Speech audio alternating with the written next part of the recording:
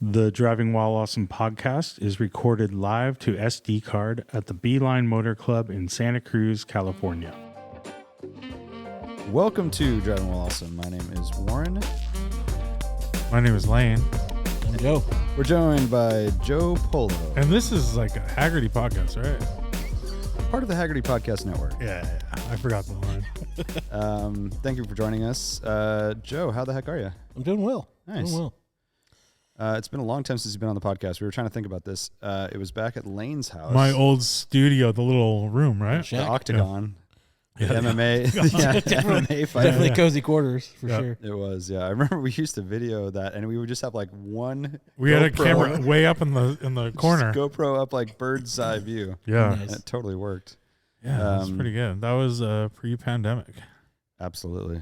And that's when everything changed. The good old days. The world The changed. good old days. Yep. I was just telling these guys, for the listeners, that traffic in the Bay Area is back to like pre-pandemic levels. So I kick myself. I know we weren't supposed to do any of this stuff, and anyone who went on drives during that lockdown phase, especially the ones that were posting about it, being like, the roads are so empty. Oh my God, guys. I'm like, I'm going to kill you. But the people who went like, and I'm only calling him out because he posted, but Derek Tam Scott took photos of his Mira in the financial district and like up on Nob Hill and stuff. So Jealous. sick, yeah. I wish I would have done that. Just to drive around San Francisco during that time would have been kind of amazing. Right, And for sure. I don't know if it'll ever be like that again. Like crash your Carrera GT in Manhattan. I mean, that would be ideal. Yeah.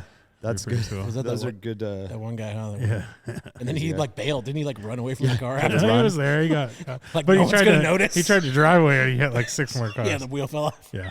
That's a fentanyl's pretty a hell of a sick. drug. or Good whatever. job, bro. Yeah. But yeah, going to San Francisco during that time would have been cool.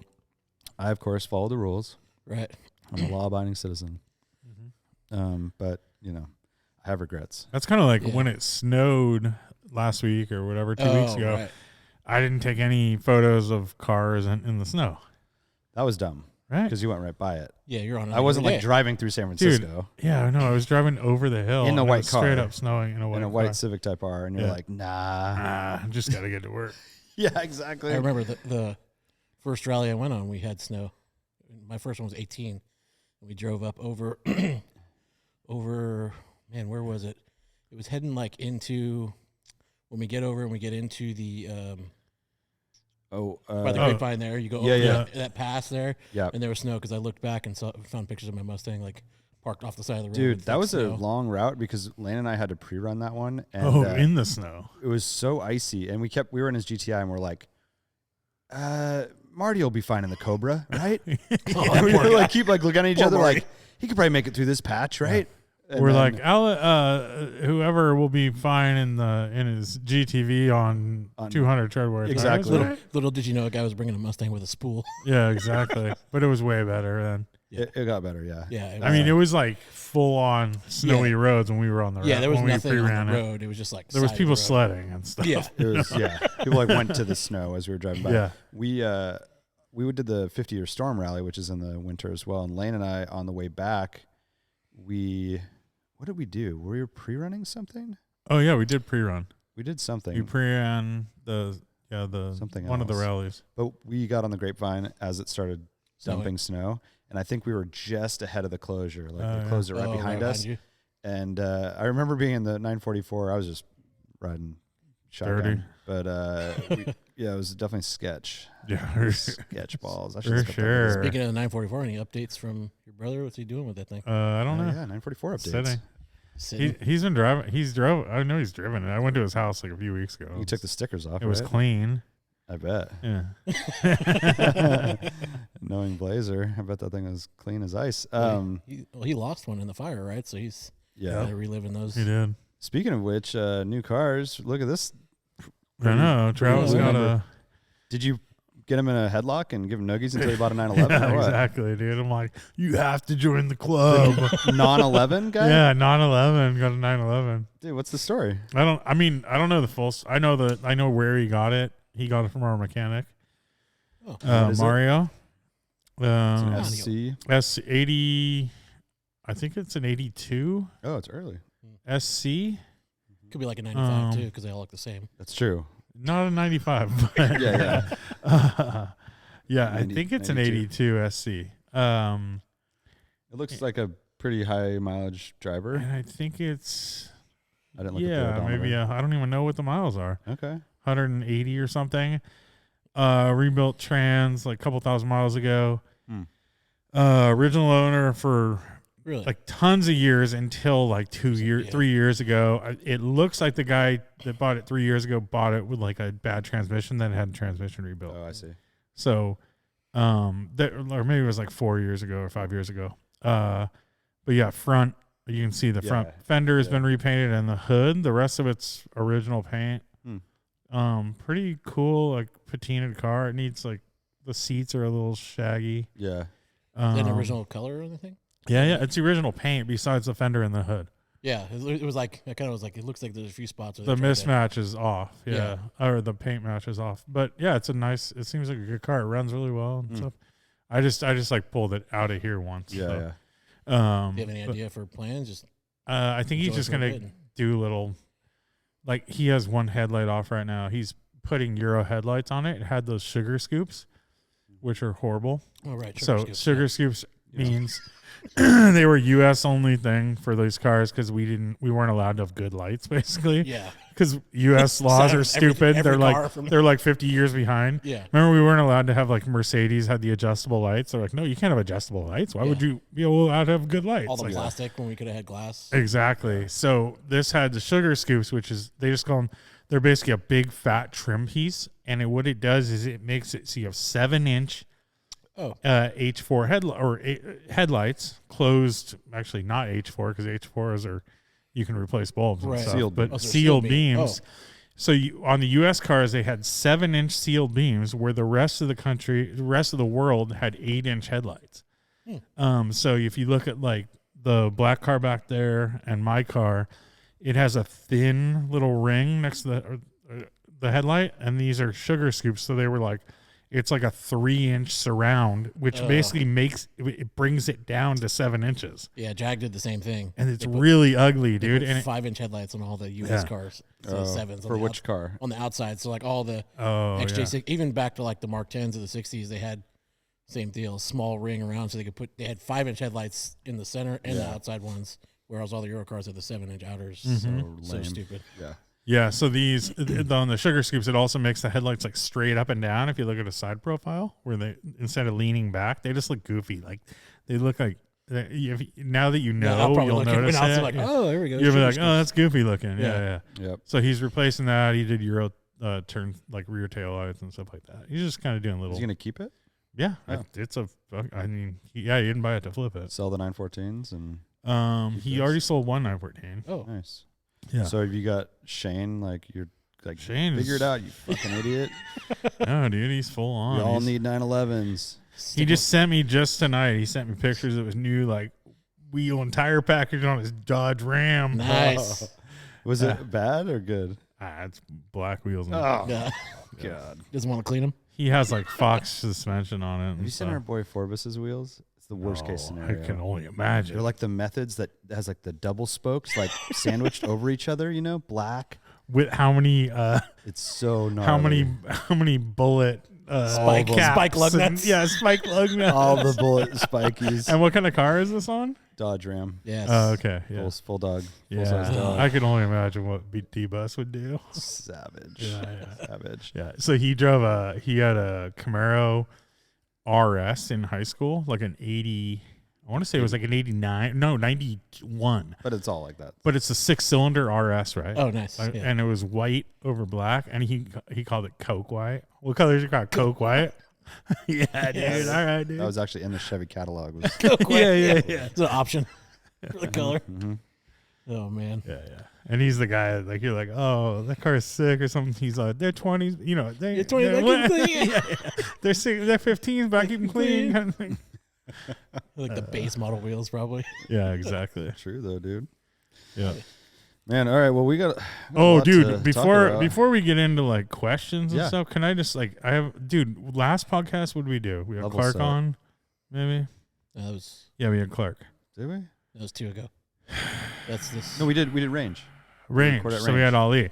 So we weren't able to like get into a lot of stuff, and now we have another guest, dude. I know. Just clogging up our stuff, and I kind of forget everything I was going to talk about, but I do remember a couple things. But you didn't have that much stuff. I remember we asked. But I did because I forgot because we were How's so that head calendar, mental calendar doing? The head counter is getting foggy, It's dude. foggy. I'm getting old. I'm 43 foggy. now. Yeah, dude. My head calendar is not as good as it used to be, dude. I use real calendars now. Yeah. Like phone calendars. Like many of them. They're called like Google calendars or something.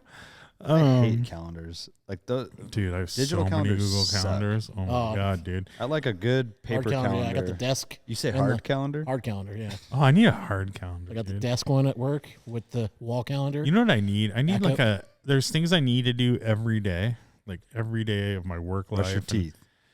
Okay, I remember that. I can remember that. But there's other things like where I want to have a checkboard, almost like check that off. Like like in front of my face all the time, kind of. But you're saying they're daily tasks that don't land on days. They're just like every day I need to do these. things. My buddy Gideon, Gideon. Yeah. He had a yearly calendar. It was a big ass thing on his wall. Oh yeah. It was kind of awesome because you didn't have to flip through anything. And he did events, he was like doing those party catering things or whatever. And I always kind of looked at that and I'm like, that's kind of rad. One stop shop. It was in his office and he just had one wall was dedicated calendar. Yeah. That sounds kind of good. Kind of got to do that in the workplace for sure. It's like, I used to have the desk calendar, like that one was good to have, or like a wall calendar. A little flipper, a single flipper, single day. I need something. Yeah, I don't know what I need. Do the wall. Something. Get the big wall. Wall dog. Yeah, I'll do the wall dog. Especially in the office. You got an office, I'm sure. I have a corner. Cubicle? No, I have more than It is a great little spot. I have a pretty rad spot, but yeah. On the back of the door. So I have a couple of things. These are just like okay. Let's hear it. Comments essentially. Okay. I did talk about picking up the new Rivian. Yeah. Well, you said they dropped it off. Yeah. I picked it up. Picked it up where? At the Rivian store. Oh. Very uneventful. We were there for 15 minutes. Okay. It's fine. I thought they deliver those cars, but they can, I believe. Got it. I don't know. Actually, Rivian, I don't know if they do.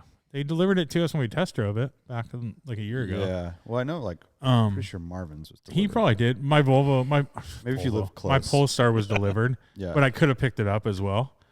I think we just chose to pick it up. It was like one of those things that was like, so anyways, we went and picked up the Rivian.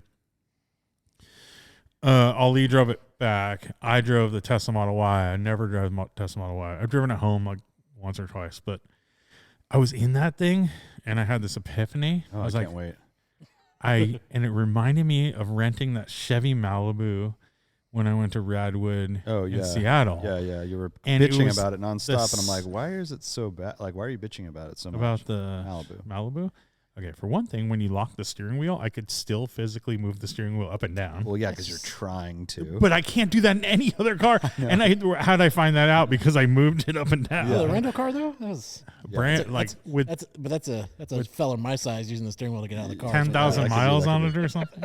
I mean, that's pretty. I've never had that in any car, but the Tesla Model Y has those vibes, dude. It's the cheap, depressing car vibes. Oh, right. So that's what I'm getting at. It has those like vibes of like, fuck, man, it's like a kind of a depressing little chamber to be in. Economy appliance. Just an economy appliance. Not great. But the bad thing about the Tesla Model Y is that's a $78,000 car. Or something like that. Yeah. What? It's the Performance Plus. Yeah. It's the most highly optioned Y you can get. Why would you want that? That's a very tough pill to swallow, especially when you compare it to your Polestar. Yeah. I don't know the stats like range and performance right off the top of my head, but they're pretty damn close. Yeah. So it's just one of those things. It's like being in that cabin. It's just, I wish like they need to have more, like they need to have like part of that package needs to be like, hey, we're going to really give you some like amenities, like, or, some amenities. Like something, some coziness, dude. I want some coziness. It's lack of style, lack of substance. So that was one thing. And then I ranted about this on Instagram, but I drove the Rivian. I marked in my Google Calendar, toys checkout at work. I checked out the Rivian for a couple of days. Okay. I was just going to commute back and forth in it. I commuted home. And I commuted back to work, and then I was so annoyed with the car, I didn't drive it anymore. Do you think that's from a you need to learn it a little better to be more comfortable in it? A little bit of it is if it was your car, you would get used to it. You would have your settings right. You would know exactly what to do when you got in the car. Because it's a big car. You're going from a more small car. It's a big truck. But it's all UI Sports UX stuff. So it's all that kind of like the stuff that we hate about all these new cars, right? Like adjusting the steering wheel isn't a simple like pull a thing and then move it up and down, or even a button under the wheel. Yeah, it's going into a menu, using the scroll wheels to go up, and that one does up, and then this one does out or in, and it's very slow. So like if you do a full like sweep of the wheel, it's like it's a round whatever circle thing. If you do a thing, it barely moves it. So you're sitting there doing it for like 40 seconds to get it where you need it to go. But presumably you would do that once. You would do it once, and then you would have a setting, and you would have a setting for you and your wife or whoever else drives it. So like the initial setup is annoying. Yeah, and then as like a person, so it's a car that it's our work car, right? It's no one's car. So then you're constantly doing it. So everyone is constantly doing this unless you set up a profile. I don't know how many profiles you're allowed to have. Right now, Ali has a profile, and one of my coworkers, Ryan, has a profile.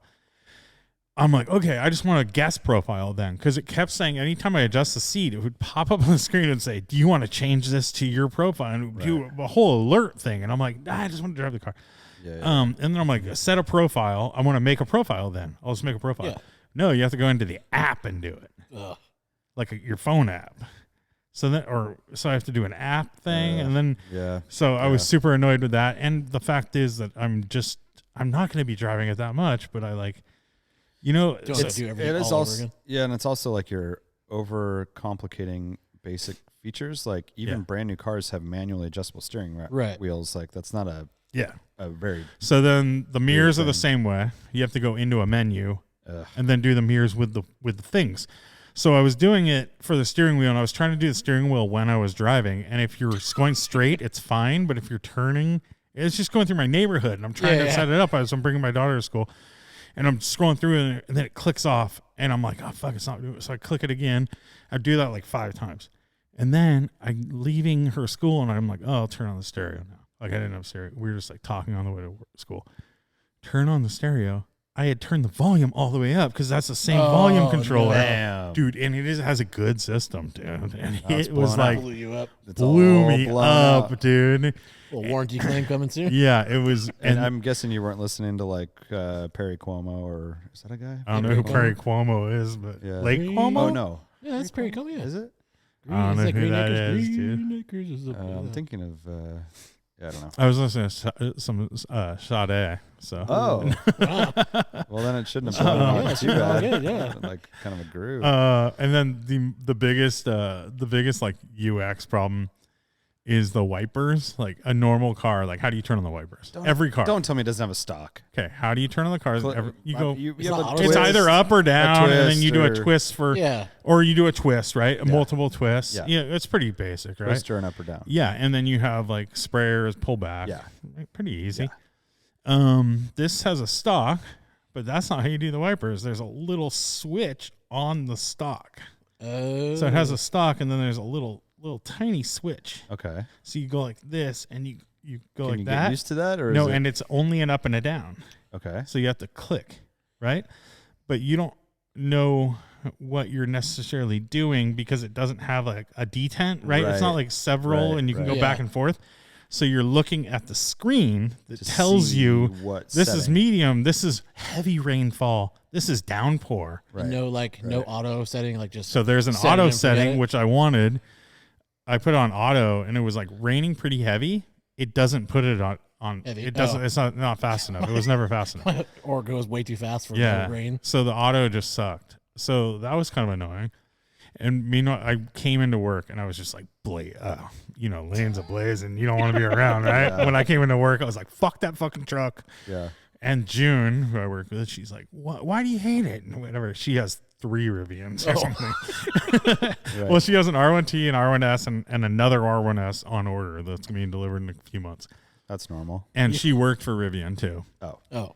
And And she's like, why do you hate it so much? I'm like, yeah, I don't know. And I'm like, you love yours, right? And she's like, yeah, I like it. And I go, well, for one, the wipers. She goes, oh yeah, I didn't know how to turn them on. I had to stop and call my husband. God. She's all like 2 months ago. She's all, because it hadn't rained. She's like, I had to call my husband, figure it out. And I'm like, okay. And I'm all, and it doesn't have CarPlay, and it's so annoying to play, like to hook up. Like I don't even know how. I had to use my phone to like listen to podcasts. I was listening through the stereo, but I couldn't even use the controller. She's like, oh yeah, I don't even use that because I don't even know how. I just listen to the radio or whatever. I'm like, okay. Yeah. So it's like all these things like, and you're like, well, you can live with that. You can get used to it. I'm like, yeah, but I shouldn't have to get used to it. Like it's, I guess this is old man stuff, right? No, it's not really. I shouldn't have to change my ways. If it's that bad for you coming from, you have a new Polestar. Yeah. You're used to and like I also drive a lot of cars. Right. And so this is like, I haven't been this infuriated. Like, it's not good. Yeah, because to Joe's point, like you're used to driving a lot of cars and working with other, other user interfaces, and this is how it goes. Like, can you imagine someone who's never had a car like this? Yeah, like when we were test driving, I went this weekend and test drove some moderately modern Volvos, like 2020 and newer, and my newest car's an 09. Yeah, and you were like, I was like, what is all this shit? Like, how do I put it in this mode? And this little shifter, like, dingle ball thing I gotta grab, and I was like, dingle ball. That's the official name. You gotta tickle it. It was this little like freaking. I don't even know how to. The Volvos have this little like dingle ball, man. It's like the perfect word for it. It's just this little thing you grab back on. Polestar have that? Is it like a little like like a little half round, like not half round, but like kind of like a. It's shaped like a shifter, but it's just like a U, but then see through kind of. Yeah, exactly. It's like super low to the console. Yeah, but it's totally not like an analog thing. It's just like a big ugly switch. Yeah, it's a back and forth switch. And probably, it's just like, what is this nothing's analog anywhere. So like the Mercedes EQS we had, the seat controls were the worst, dude. They were haptic feedback and they had no feedback. But the Rivian, everything's like programmed now. It's not just like a switch. Yeah. So like even the seats on the Rivian, like they work fine, but there's a delay. So you click back and it has like a, it has that like quarter of a second delay before the seat actually moves. It's just not a good feeling to have that. You want to have that like instant. There's certain things that you don't need to make complicated, sleek and complicated. Yeah. It's okay to have mirror adjustment on the armrest. Yeah. Yes. It's okay to have wiper. I love that Polestar left functional. that. So they left the mirrors there. It has a manual steering adjustment, and then it has regular stock for the wiper. So it's like all the normal stuff is normal. Yeah, it's funny. I had a Chrysler Pacifica over the weekend, a rental car. I'm not trying to brag, but those things are at night. Those things I would not want to kind of like a minivans. No. That was the not the Town and Country or whatever. No, it was from that movie John Travolta. Oh, the Cadillac Hybrids, the Insight. No, it was Cadillac minivans. You have a minivan the first? The second one, he had an Insight. No, not. And it was the Cadillac Hybrids. You better think of it. Be if you're cool. gonna bring it up. No, it wasn't Be Cool. So it was the first one then? The Get yeah. Shorty? Yeah, Get Shorty. Oh, okay. Yeah. All right. Anyways, Chrysler's been making minivans since the beginning. They invented the damn thing. Yeah. The start-stop button to turn the thing on is under the dash a little bit. So like you're here and you have to kind of like go under the steering wheel and ahead of your knee. P.S. Why does a minivan not just have a key? Well, why doesn't it have a start button? Why doesn't it have a start button on the top of the little... It doesn't need a performance type start button like a race car.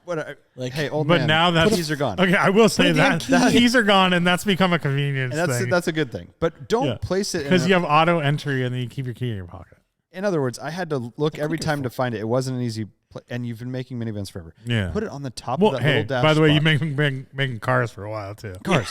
Yeah. Cars, that's the weird thing. Like, the Mercedes EQS had a lot of those things. You're like, why is that, like, light switch kind of... Remember, the light switch was kind of under like that. I know. And you're like, you guys have been doing... And you had cars, and by the way, making blank slate, really good cars, like with great, like easy blank to slate. reach, like Maybe I won't buy a new car. Well, don't buy a Pacifica. Sorry, I'll tell you that much. Well, they're also like how bad are those things? I didn't even notice how many miles it did. Lemon law galore. I do love a minivan though. So it was great because I had a choice. So we'll get into this later, but went to Amelia Island and you're not supposed to talk about that. No, I can talk about it. I got off the plane and I was given the choice. 2 cars were sitting in front of me. One, just like a angelic glow, was a silver Kia Soul. Oh, my jam. best! That's the best mini car. The best rental car. The best mini car too. And I was like, oh shit. But off to the side was a white Pacifica, and I had to do some work this weekend, and I was like, want that comfort. I better take the Pacifica. And I'm glad I did. We used the hell out of it because those stow and go seats are amazing. See? Put them all down. It's a cavernous box, and we filled it to the brim. So absolutely needed it. It worked great. No problem. It did everything fine. But I gave up a Kia Soul. Right. That's like really sad. So Man. we'll get to that later. Should we do some questions? Yeah. Sure.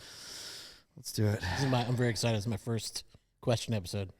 Oh, Never been on for a question episode. Oh. I did whatever you guys used to call the one time. What the listeners don't know is that Joe constantly tries to answer other people's questions. Dude, some of them are aimed right at me. I gotta just reach out. That's not true. That is not true. Reach out and take it. I usually apologize to you when I answer it. Yeah, but you can't help yourself. Doesn't make it better. All right. Dude, we have a lot of questions actually. Holy cow, Joe's a popular guy. All right. John Rye says, if this was Motoing While Awesome podcast, what would you guys be rolling on? General style, manufacturer, or even model? Hashtag biker boys with a Z. Well, I like motorcycles, and so my favorite motorcycle of all time is like the Ferrari F40 of motorcycles, which is the Ducati 748 SP, which seems way too extreme to actually ride. You know, I love the way they look, and they're like you could drive it to a track and win a race and drive it. Go straight Desmo Sedici right out of the gate. Say that slower. The Desmo Sedici is like the one with the exhaust coming out the top. It's basically the MotoGP bike for the street. Oh, right. Yeah, I mean, so not as sexy. No. 748 SP, but then I've come to love the like hybrid enduro kind of look. So that's like the Kawasaki Versas or the like the Dakar Safari kind of style. Those kind of tickle my fancy. Brush guards and shit. Yeah, just more like usable for our stuff. Like maybe put some like little kind of slick performance tires on a more like rallying safari style bike. Rally bike. Yeah. Well, you got a bike. You're Mr. Grom, right? No, Ruckus. I have a Ruckus, right? Ruck dog. I've always wanted a Triumph or Norton or a Triton. Yes. I've always wanted a Triton. That's always been kind of like the bike I wanted, which is a Triumph engine and Norton chassis, right? Vice versa. I'm not too sure. I'm not a. I'm not such a bike an idiot now. Anyways, I've always liked those like old cafe racers, basically like 60s, like 70s cafe racers. And then another dream bike of mine was always an R90S, which is a BMW. It's a Starburst. So they have that Starburst paint job, 1974, I want to say, and I want to say they won like the whatever the motorcycle the racing was for that era. I don't know, whatever, the championship or whatever. But you know what? It has that Starburst paint job and it has the big fairing on it. Yeah. R90S, those are really cool. And then I don't know, dude. Yeah, I'm down with like a scooter. Not a straight like hog. You don't want no full bagger. Never liked Harleys. Never been into them. I used to detail them like quite a bit. These custom. There was this place in Santa Cruz called Proper Choppers, and a friend of mine worked there. And then he was doing bike detailing on the side, and I would help him out. So we would when they actually manufactured. They like made brand new hardtail choppers. And we would get them when they were brand new, when they were done, before they were going off to the dealerships. To the dealerships. So we would detail them all. Right. So I would detail like 8 bikes in an afternoon or something. Nice. And then we would do these like crazy custom Arlen Ness ones and stuff like that too. So yeah, that's when I started using like leaf blowers to dry cars and like motorcycles, because you need that for a bike, right? Yeah. What about you, Joe? I'm obviously, so I came to a realization a long time ago, being a big guy, that I do not look good on any sport bike of any kind. I sat on like a Hayabusa once. Hayabusa, that's your bike. I still look huge, dude. Yeah, but that's what everyone that rides a Hayabusa looks like. Oh man, it was like, so I was like, I do like so any bike for me would more be, and I also like destroyed my ankle on a 110 dirt bike, which is like there's no reason I should be on that in 110. the first place. But like, so since then I've kind of been like, no, a bike for me would just be like a corner conversation piece. So I would go like you, like Triumph or something stupid like Vincent Black, you know, some Black rare Shadow. exotic bike or BSA. I love a really modern Goldwing. Just in theory, they're so wild. Like they've got reverse and air conditioning and. How about that new? There's some BMW that looks like a chopper, basically. Yeah, there's a few of those like weird retro. I would do like if I was gonna do Harley, I'd definitely go like Fat Boy Terminator 2 style. Yeah, just have that. cool. Have what was the one that Porsche engineered? The the Harley. the Eagle. like Screaming Eagle was like No, it's What was it? we're so dumb right now. Well, Dude, it's not I don't know anything It about was bikes. so podcast. big, dude. When that thing came My buddy's out, dad it was, has Tom's dad has one. Actually, I forget. Yeah, what was the Porsche Harley? I forget what it's called. I don't know. Dude. All right, I got- moving on. Yep. Piston drift. Everyone's yelling right now. Oh, everyone. Yeah, that was a Like- big thing, dude. Like me I when you know. guys talk American cars on here. Screaming Eagle. No. Yeah. Well, I'm like always almost right. Dude. Yeah. I don't know anything about bike. I have 2 bikes in the fleet. One's a freaking mini trail. Oh, I love Trail bikes. 90 Yeah. or Trail 70. 70? Yeah. Yeah. And the other one's a Lambretta. Like a Oh, little, you know what? I want to revise my answer only because I don't really ever want to ride bikes on public roads. Yep. I have no real desire So a since I dirt was a bike. kid, scooter. and I love dirt. No, like Oh. trail bikes. Oh, trail bikes. Yeah. And to go on like fire roads out in the mountains Right. sounds great. Like I'm into that. I want But one of those cake dirt bikes. cake. Yeah. The electric dirt bikes, those Oh. new ones, the Cake Yeah. Company out of Sweden. I I think hate Of they're course you everything. do. Fucking electric. They're super dope. everything. Dork over here. Olin suspension. Oh, everything. Oh. Anything has Olin's. I'm in. Olin's. They look really cool. Piston Drift says, "How did Joe enjoy his Exoset experience?" Oh, why you got to bring up old stuff? Did you drive it? Oh, I cannot possibly drive. So I attempt on the last rally I went and I You attempted. did a suit I fitting. actually got in the Exoset. It was not. There's a video of it. It was not a Oh, yeah, I pleasurable remember that. experience. Why did you want to do that? It was just curiosity. I think a lot of my.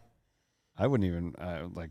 Seems so gnarly I to don't know. It was kind of like a see if you could do see it. if I could do it. Yeah, it was definitely. I mean, Crisco would have been helpful, but no, there was no. I mean, when I sat in it, obviously the seat is not correct for me either. So like the steering column was like, I couldn't put the steering wheel on the car. Yeah. But it was painful. Okay. Everyone, go through the top. Like that's any easier. Like climbing over the whole car, getting in the top. Right. Sliding But, through. Yeah, out was easier than in for sure. Because you Yeah. just kind of stand up and slide out, but cramped up a little bit. It's a tight one. I got kicked his steering collar apart. Oh, I had to, nice. put it back together for him, but Cool. it did all right. We got it. Cool. So Exoset is not in your future. No, not in my future. Julian Salmon says, Warren, you mentioned a past love of mountain bikes in a recent episode. Does that remain in the past? Bikes are so damn good these days. No better time to have one. Totally agree. And no, I have a mountain bike. I had restored during COVID. Oh. I don't know where Julian's You located. did restoration? Kinda. Yeah, I'd been Oh. sitting for a long time. I think it's probably from It's a the cool 90s. bike, too. It's a Rock Lobster, right? It's a Rock Lobster, which is a hand-built bike here in Santa Cruz. So No I'm huffies? not sure where he's Definitely not. dude. located. He might not know what Rock Lobster is. These things were like back in like 90, 93, 92, 94, whatever, or earlier. They were like just the frame was like $1,800 Ooh, Yeah, wow. back then. it's really light and very cool looking. It's black with yellow graphics, and so I replaced like all the rubber and cables and chain and It's chromoly, stuff. right? Yeah, Yeah. and Awesome. Pre-carbon. it's cool. It's a great bike. It's like perfect around town mountain bike, but Right, like the new Old ones, school geometry. yeah, the new ones have gotten so complex And it's hardtail. and rad. The new bikes are amazing, but they're so expensive. So for my use, like I can't justify really like a $5,000 bike. Right. dual suspension You're mountain not, bike. you're I not mean, Kevin Gunderman. I could, I guess. I just don't even use mine enough to like. Yeah. You seen Kevin Autoworks, like some of his rides he takes? Yeah, They would make me tired in a car. This guy, he's like 48 miles on a Saturday morning. Yeah, like, yeah. dude, he's taut. He's Dude. fit. Yeah. and he's like 80 years old, isn't he? Yeah, he's like Yeah. at least 91. Yeah, He at plays least. a fiddle. I think, yeah. I know. So yes, I love mountain bikes. I know Lane has a love for bikes, or like Yeah. we all did growing up. I'm more into like I'm really lusting after old BMX right BMX. now.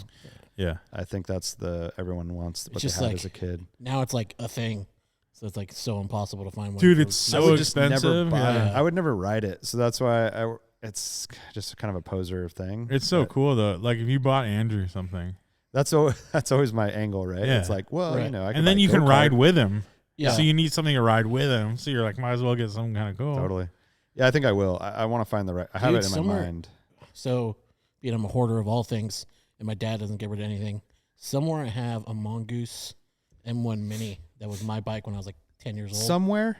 It's probably my dad's shed still. That's crazy to have something and not know. so like weird. if you A own it or bicycle? where I it don't- is. If it's not at my house, I But don't it's know. like No, but a kind of a bicycle? large thing, right? Yeah, It's not I- like, oh, I have that that coin I got. Right, There's right. like I don't know where 15 my bikes at my stamps. dad's house. Yeah, like oh yeah, I have a baseball card somewhere maybe. Yeah. But There's a lot of bicycles at my oh, dad's you probably house. you have a lot They're of. probably worth money, dude. No, because a lot of them are like Huffies and Oh, Oh, that's well, crap. not. why do that's you not- have I those? know there's a Bianchi. Why would you even Oh, have? Bianchis are cool. My dad Is it the? frequented a pawn shop for a minute. Of course. I love Yeah. Bianchis. I like the color. Bianchis of are the- cool. But I would say if I dig it out, I'm trying to shoot it. Oh, yeah. Holler at your boy, but I'm just saying, Because the Mongoose throw like the a legit- Huffies, throw the Huffies in your I've- recycling bin, Yeah. and watch like vintage Huffies are all the rage. Oh, or right. something. Dude, hell no, dude. Yeah. It's such trash. I want what I had when I was a kid. Okay. Meta World Cool says, when, if ever, is white lettering out on tires okay on a car, not 4x4? Oh, dude, I think all a lot the- of times, it's a race car thing. So yeah. Okay, well that's one exception. Race Yeah. cars. Well, no, but I mean, it's anytime you're trying to emulate that look, right? So yeah, big but white letter Goodyears on a Cobra is like, Cobra. yeah, Okay, a lot of the American stuff with the but like you're talking 60s American. yeah. I mean, 60s American Avon cars, like tires any and stuff. BFG radial TAs, white letters out on Yeah. American cars, like, or even Goodyear poly glasses or white ovals, like. Yeah. So any American 60s, 70s car. I mean, for I sure. rocked white, I like- white yeah, letters out on my I think they E30. look good on your E30. Yeah. to Dude, be I honest. rocked it on my 944. I have fake white letters out. Firestones or whatever. Yeah, no, before that. Oh, BF Goodrich or something. BFGs. really? Yeah. I don't remember that. Herbie's got the fake white letters out on the. Well, that's not On the, good. Don't do fake. Don't They, do I fake. like, You need I like, Avons on that. I like Well, it's- yellowish, orangish letters out. Oh, Like on I'm more of Avons a and stuff. Red letters. Red out, letters on like out? a Ling Oh, Long like or the like Federals? Lionheart. Pirelli's Federal's have got a that. red. Red. Yeah, well, the fake is it's they don't make the tire that was on the car in the film Oh, I know. anymore. So that's why. Yeah, you're putting I've- fake letters on a tire. had- I get it.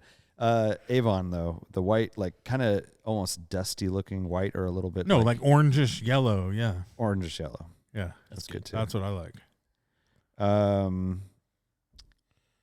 Okay. Walter Michael Wood says, does Lane still hate SN95s? Careful. And should Joe and I take ours to the next morning? You can do whatever you want, dude. He put LOL here, but I think that's more of a I mean, ha-ha. Definitely, ha ha ha, dude. Come Yeah. on, get that LOL out of your life. I think the word hate is a little strong. No, it's not. Because Walter Michael Wood, You for sure hate him. I mean, they What does suck. he have? I'm sorry. But he just, I don't know, some piece of shit. But so he had one, and he's like, "How do I make this thing like drive as good as this and And he that?" And asked I'm you? like, he asked the podcast, and Oh, I said, just buy a different car, dude. Like, Oh, he's got like a GT. Or yeah, something, exactly. I said, just buy another car. This thing suck. Yeah, But that's so true though. they're fine as what they are, but they like again, like what are you What? comparing it against, dude? It's just Cars. Like, what is it? yeah, fine? I know it's a shitty car. It's a terrible. shitty, Everything's awful bad. seats. Like the brakes, like everything's the inputs, trash. the steering, Yeah, the way the door closes, all the everything material, sucks. everything, like down to the buttons and the seat Yeah. belts, and like everything's horrible. Yeah, Better watch us on YouTube. Watch my face while they're The talking only, all this right now. the only thing I'll give you is like, you can do a tune-up.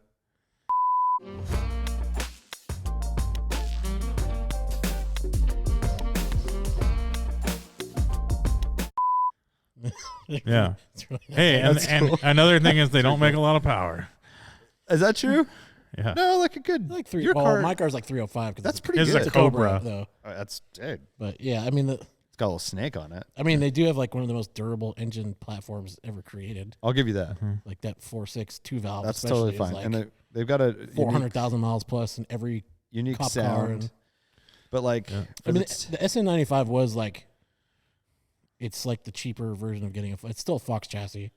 Yeah. So it's just like the cheaper way right now of getting a Fox. what is a car. decent?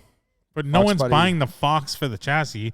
They're buying a Fox body for the looks. Oh no, Yeah, they're buying but for the chassis. No, they're not, dude. No one cares about that chassis.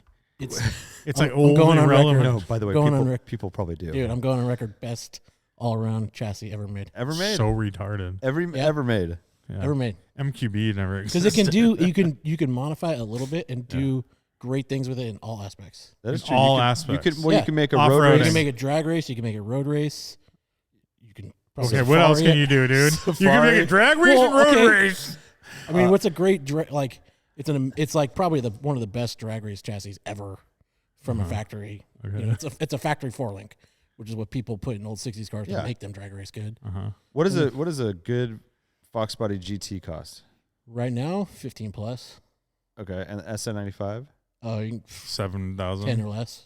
Yeah. So it's not that big of a gap. I mean, 15 plus. I mean, it's theoretically- a decent enough gap to. But there's probably more so you out there can't get too. Like Fox bodies are harder to find now because they're older, right? Well, and you can't get a good. So you can't get. The problem is you cannot get a good Fox for under 10. yeah. Like you're just not going to find one. So, like, Or it's going to 20 be an gets you- automatic, or if you do, it's going to be an automatic convertible or something. But a 20 gets you a good one. 20 will get you like a really nice Okay. Fox 5.0. You know, Yeah. but like SN95s, They're so much cooler. they are. Yeah. I mean, I bought mine as a Segway. I'm gonna Stepping own mine for a stone. little bit and sell it on. Hopefully, the market goes a little higher. And yours is a Cobra. It's a Cobra, and it's like a super rare. Well, it's a convertible. It's a convertible, but it's like they only made 249 that color. I'm getting kind of Porsche here. Yeah. Oh, you're yeah, gonna yeah. make Art E. But yeah, it's Yeah. like But dude, 249 out of a car they made like $1 million of yeah, is it's like pretty very low. But yeah, the interior is the downside to the SN95, I think for sure. Everything. And I think Haters. every part of it. the seats are nice. His car is like 40,000 miles on. The seats are like the most blown out. That gross things I've ever Game seen. blown out. Yeah. Yeah. All right.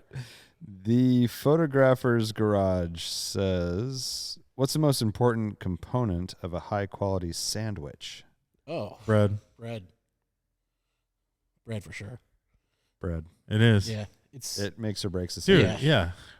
you got like Tyson like crap sliced deli meat. If you Yeah. have like an amazing sourdough roll, it's still amazing. I just got a sandwich at the airport in Atlanta, and the insides are junk. It was like turkey and Swiss, and it just had been in a refrigerator for too long. But it had like a really flour encrusted ciabatta roll. Made the sandwich. Yeah. And it's the bread can like ruin. Yeah, a lot of Sandwich, times so you'll get it. it's It'll all stale, dry like and it's Or dry. stale. mushy. Yeah, Yeah. or wet. Oh, Ah, yeah, like the condiments have been on it too long. It's like worst. 7-Eleven sandwich. Yeah. the Ask worst. me how I know. Yeah, I hope the photographer's garage agrees. Ben Roget says, "What is the one car Joe wouldn't buy?" Oh, that's rough. Do I have to go? 911. So I probably would not buy a 911. Like ever. I think it would be more because I can't like. He'd buy one if I've- it was I've like hated- be able to If it $2,000. was cheap, like, and I could make some money on it, sure. No, but like I've hated on them so long. Yeah. I would be such a sellout if I Yeah. bought one. Totally. That's definitely the. He's more of a Fox buddy. He's more of a SN95 guy. Yeah, I'm like. Can't they even get a better name than SN95? It's Like, just can like we It's call better it- than a New cha- Edge. It's just a chassis code. New New Edge is Edge is the terrible. worst. No, I think SN95 is. No, because it's just like numbers. I guess and- so. Yeah. Aren't you yeah. Mr. like W124? Yeah, you're right. You're right. Yeah, But yeah, it's exactly but the same. Fox body. They got Fox body. Well, that was because they came out with the Fox chassis. It was like a new thing. But then that kind of. Yeah, but and they- Fox. Yeah. It couldn't have been like a Gopher 95 or I don't a know. Maybe they got off the whole animal thing. cheetah. Like the panther, you know? No, they didn't, because what's in the new Mustangs? The motor. Coyote. Yeah. That was That's what a coyote sounds like. Coyotes are kind of fucked, huh? Yeah. All right. So what car would you not buy So definitely besides probably, the 911? probably. I mean, there's a lot of modern cars. Obviously, I hate. Well, like what? I hate what, Teslas. Okay, so wait, how about a car? You're always like that, like $10,000 guy. Yeah, for sure. So what's a $10,000 car you've seen you just can't buy it? or what's a brand, a mark Oh yeah, there you go. Mm. that you just can't? You can't say Tesla? like McLaren. Like I'm There's not not- gonna buy a Well, McLaren. yeah, because they don't have the money for it, right? Yeah. I don't know. There's a lot. I mean, mark wise, there's not many exactly. I Dude. despise, dude. He's not very discerning. I mean, I'm not. Like he owns a Jaguar. I mean, I've never had many You probably Japanese own cars. 8 Jaguars. Yeah. Yeah, it was like 4. Okay, so like, Solid I think 3. you would own any Japanese brand. I would probably own any Japanese Like brand. an Isuzu but truck it's not comes like, along, you're down. It's not what I'm looking for. You know what I mean? Yeah, it's yeah. not, But you're not gonna shy away from it if the deal's right. But oh, like, dude, I had a Datsun Roadster because it fell in my lap. yeah, but like, what about a? I mean, yeah, I can't think of any. I probably brand. wouldn't go Isuzu. Yeah, I you mean, would. If an Do you Isuzu think I would go like pickup fell up in your lap, or like a rodeo maybe? yeah, Oh, Trooper. yeah, Yeah. Amigo. Troopers are sick. Probably kind of right. I like weird stuff too, so it's not like Yeah. so. And Kia. I mean, You're rocking Kias. Yeah. No, I don't, dude. You know, oh, I did almost Kia buy a Rio. Soul. Shit, He bought a Soul. I almost bought a Soul. Oh, But yeah, dude, there's not many, Ben. yeah. There's really not. I mean, I'll see. I was thinking too. I saw this question. I was like thinking hard about it. Besides Tesla and 911, I was like, man, like maybe Malaise era crap. Yeah, I'm like, but- no, that'd be so cool to like have like some old It's perfect, perfect- like, Perfect example of like whatever. yeah, Front some, wheel like, drive some, like New Cadillac. Yorker, I'm just rolling down the street. Like, yeah. you know? Yeah. By the way, Malaise is what I think you would go for. Oh yeah, that's Like, like not that you're like, oh, I, I have do to talk fit. myself. I look into like a Malaise guy. you should have a tattoo that says Malaise it. era. Yeah, yeah. like a big mustache and Yeah. Yeah, that should be your new handle. Fuck Malaise Joe era. Polo. Yeah, Malaise Joe. Ditto's dad says, barring the Corolla AE86, what solid or live axle car would everyone take on a DWA rally? Ooh, you know where I'm going. Cannot swap in independent rear suspension. Art, exactly. He would be like, well, I would. Oh take, yeah, I know. I would take a GTI, but I would. Yeah. Whatever. I'd convert it to rear wheel drive, So- and Yeah, I would. At this table, has anyone taken a live axle car besides me? I mean, I've only taken my E30. I don't think I've taken an independent rear 36. suspension car in a rally. Actually, that's a good question. Yeah. Oh, so no, technically Peugeot. Peugeot is independent rear. It's a torsion bar. Volkswagen style. Volvo's a solid rear. Oh no, Volvo too. Oh, it's independent. Yeah. Volvo. Oh, my GTI. Yeah, you've done. Yeah. So I've had quite a few, I guess. Yeah. Forget the good cars. Wait, I've no. taken on a rally. The Mark 4 is independent. Rear. Oh no, it is solid rear. It's solid. Yeah. I'm thinking the front. So Mark IV GTI I would take on a rally. Yeah, Right. but that's not rear wheel drive. Yeah. So is Oh, he saying you said rear wheel drive? I thought so. No. Yeah. So that's why I didn't even think of that because I don't even. Just solid live axle car would everyone take? Oh, dude, take any GTI. Yeah. So Yeah. any front wheel drive car is probably pretty good. Yeah. All the So, Mark I mean- 7s and stuff are independent rear. I mean, Right. I'd definitely go Fox body. No doubt. I mean, I'd take the You Cobra on took a rally if I wasn't trying to like. Dude, I would Yeah, love. yeah. nice for a. I'd Yeah. take like a Yourself. 65 fastback or something. Oh yeah. That'd be fun. I mean, as shitty as the Mustang was on the rally, it was still fun. Yeah, and mine wouldn't have a spooled rear end too. Yeah. I would make it like Like yeah. maybe power brakes or steering. Yeah, yeah, exactly. Yeah, or like I mean, even the Marauder was a good time. Oh yeah. Yeah. Forrest Kugelworks says, considering trading out the kitted Sprinter camper van for a lightly used, newer 20-foot Airstream and an SUV. I think it's so crazy, dude. Tow rigs on the table are a 10-year-old Cayenne S, Mercedes G-Wagon, or Lexus LX 470 or Land Cruiser. Thoughts? Any other competent $20,000 to $40,000 used tow-worthy SUV to add to that Damn, list? I don't think the Lexus is that good for towing. So were the XUV. I don't. I just don't think it has the power you really want, and I don't think the Cayenne or G Wagon are the. I mean, you greatest want choices. durability though, don't you? Like, is the Cayenne really going to be? No, I don't think it's a good choice. So I kind I'd of rather like. have the Land Cruiser of all kinda- those. but the Land Cruiser's not like that. It's like they're pretty anemic, dude. He Yeah. wants SUV. Yep. I mean, Yeah. I know Force would never do this, but I'd do like, freaking, if he wants diesel, like 7.3 Excursion. So big, dude. So They big, but suck. so. Like, I know, but you're reliable. towing anyways. Yeah. I just can't see any of those. Like the reliability of that motor is like so good. Yeah, Or, I mean- someone recommended that. That's a Oh, somebody actually did. yeah, Oh, but that's such a beast of a it car. seems They like get, he's kind of on like the mid-size SUV. type. yeah, it's a beast. That's a 3-row full size, as big as it gets. The most gas guzzler ever made. I mean, none of It's a them's rough gonna one. get good gas mileage No, towing. they won't. I mean, but you could get away with a car that could I- foreseeably get double the gas mileage mean, of an Excursion. I do like a ton of towing for like car hauling and stuff, and it's like I always want just the reliability. It's like Porsche, all the like fancy cars. Like Yeah, I yeah. just feel like if you're on the side of the road, I'm Kansas. I'm thinking of a like guy that can handle working on a Cayenne. Hell no. Is there a good like Durango or something that fits in there? No, but I would go with the nicest Yukon Denali I could find. Yeah, that would be a good like the best interior. They just don't have that. I mean, I don't know how big of a trailer was he saying? 20 foot. Pretty small. But that's a pretty decent size. I mean, it's decent. But for Airstreams, Airstream's probably pretty light. Yeah. Yes, I mean you could probably tow it with you could tow it with that, but you'd have to like kind of help her bag it or something. I prefer that interior, and $40,000 you could get a pretty nice one. They're more expensive than you think. Yeah, I would definitely tow rigs. I always would.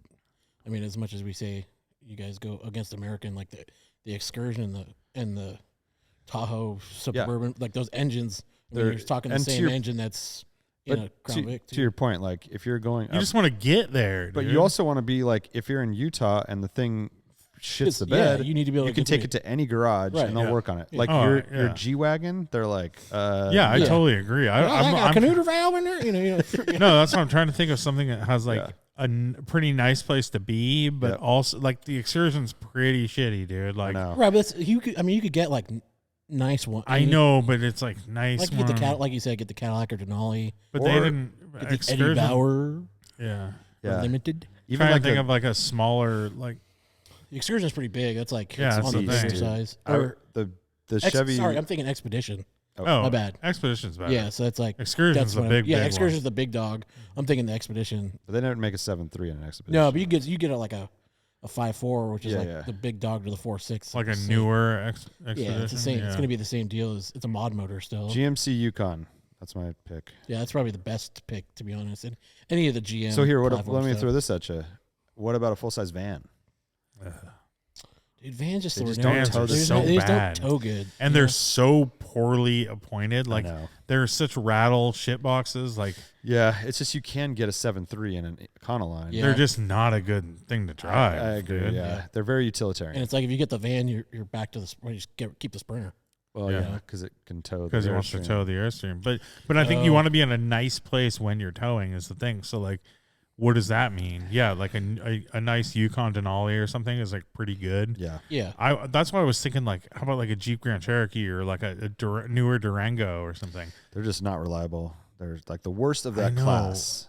They're the bottom of that. It just feels like the right size. You'd get a newer one, like a little tighter package, like more European package than like a Denali, right? Than a Yukon. The Yukon is not as sexy as a G-Wagon or an LX 470, but. I think LX 470 I think that's probably the best, but out of those, but it's just so. I mean, I think you would be really like struggling up those hills and stuff. I mean, he's also got I'm curious for us, like he's got to have a use for a truck. So like, why not a 4-door truck with a camper shell or something? Like. Yeah, well, he's got. Yeah, that's a good. I mean, that's another. You got the carrying capacity, and then you're built. You got something there that's like built to tow. Like most trucks are. Probably just for the packages and all that. For the wife and kid. Yeah, going back to just more luxury. Of those choices, I would go with the Land Cruiser, but my pick is the Yukon. Vlad Hooligan says, "Is a hot dog a sandwich?" Also, Vlad Hooligan, are you trying to start a fight right now? He says, "What's the one brand you wish was a race car livery? Nutella, Kirkland, Nike, Jack Link's beef jerky." I think there is a Jack Link's. I'm sure there has to be. Car. We've had this question quite a few times. What about? I'm all in on Taco Bell. Taco Bell's good. Tons of Taco Bell cars. How about just weed? Is there? I mean, for sure, like NASCAR. Yeah. Yeah, I want the old school Taco Bell, like not the 3D, like not the bell that's all like moving. Yeah, I want the bell. I want the old school. Yeah. I like that. Burger King would be rad. I like that Burger King is using the old logo again. Oh, cool. On their commercials, at least. Ooh. Burger, just weed. Whopper, double. Yeah. Double Whopper. Weed would be a good one. Just marijuana in general. And then Tacos Morenos would be sick. Okay, that'd be sick. Little dude with the little burro. Yeah. I think there's a lot of missed candy brands. A lot of missed opportunities for like a freaking like Crunch Bar car. They had a Good and Plenty car, right? Or like a Rolo. That would be too good. That's a good one. Because Rolo's got some good colors in there. Oh, yeah. Some browns. Yeah. Some browns. Kirkland wouldn't be bad. Kirkland. It's just like signature. cool. white with the Kirkland signature. Yeah. It would have to be like a bulk. It'd be pretty Some kind of sick, bulk. dude. Signature. You'd have to have That's like kind of 12 like the jeans companies. What's that jeans NASCAR? Wrangler? Is it Wrangler? Yeah, Yeah, old Wrangler. school, yeah. Yeah, that's a pretty good one, dude. Yeah. Because it actually has the little rivets and stuff on it. Not Yeah. bad. New Classics. Teal says, if your cars could talk, what would they say about you? Oh, this guy. I never knew him. Yeah, I'd be like, Met him once. save me. Yeah. Save me, Joe. Come on. It's not that bad. Hey, he saw me once. He touched me once, and then he promised a lot of shit. He Yeah. walked away. He abused me and then sold me. Oh man. What's your car count at right now? Me Personal. personally, No, Not- I think not pops. I think your dad too, because they're basically yours all to my care problem. for. Yeah. I haven't counted in a while. We've had a lot of actual egress, which is good. Okay. But last there was like 60-ish, somewhere in there. How many of those are registered and running? Probably 15 to 20, maybe. Most of those are mine. And how many of those are within a half-hour drive from your home? Probably that same 15 to 20. That's pretty good. Yeah, no, I mean it's Because you guys have property elsewhere that has cars sitting. sitting. You have a couple properties in cars? No, just one. Just the one in Jackson. Wait, just that? But I went there. There's only like 20 cars there. Well, so I got a bunch stashed in my. Have you ever been to my little warehouse that I have in South City? So he has different locations with Yeah. cars. Yeah, is what but he's that's saying. like it's like Where five. when I But I was said, saying- so you have multiple locations with cars. No, but I right? said within a half an hour drive. Yeah, that's within a Okay. half-hour drive. All You just right. have one other property that has them So far yeah, away. there's like I think I counted that there's 12 in my house. Oh, so there's way more than 12. than Dude, your 15, 20. neighbors must love you. I got them all. They all like use me to work on their cars, so Okay. we all have an understanding Okay. together. But yeah, there's a good amount that don't run. So how many cars do you personally own? Like just I you? never really counted, but I know there's 12 in my house, and that's not What? Yeah, exactly. 12 at That's your why I house? said I his got- neighbors I must got love him. 2 in the garage, 3 in the driveway. 5. 2. That's 5. Okay, how do you have 7 more cars? 7 on the One. street. So 1, 2, 3, 4 lined up on the street. The fact that you have to Truck like across carry the the street. one right now is So there's like 10, I think. At your house. So there's 7. that's What do you like have a- at your house right now? 3. So I have in the garage is an Opal, and my father-in-law C10, but it's usually Sabrina's Blazer. Driveway is Rolls Royce Cloud 2. What? Jesus is hell. My Mustang's in the driveway right now. Outside in the rain. Sabrina's 56 3100 pickup, and then street is Peugeot, Cobra, Volkswagen, and Sabrina's Volvo. Across the street is my diesel truck. Down the street is my Ranger. Dude, this is not okay. That's not okay. As a neighbor perspective, Yeah, well, see all the neighbors that kind of like me.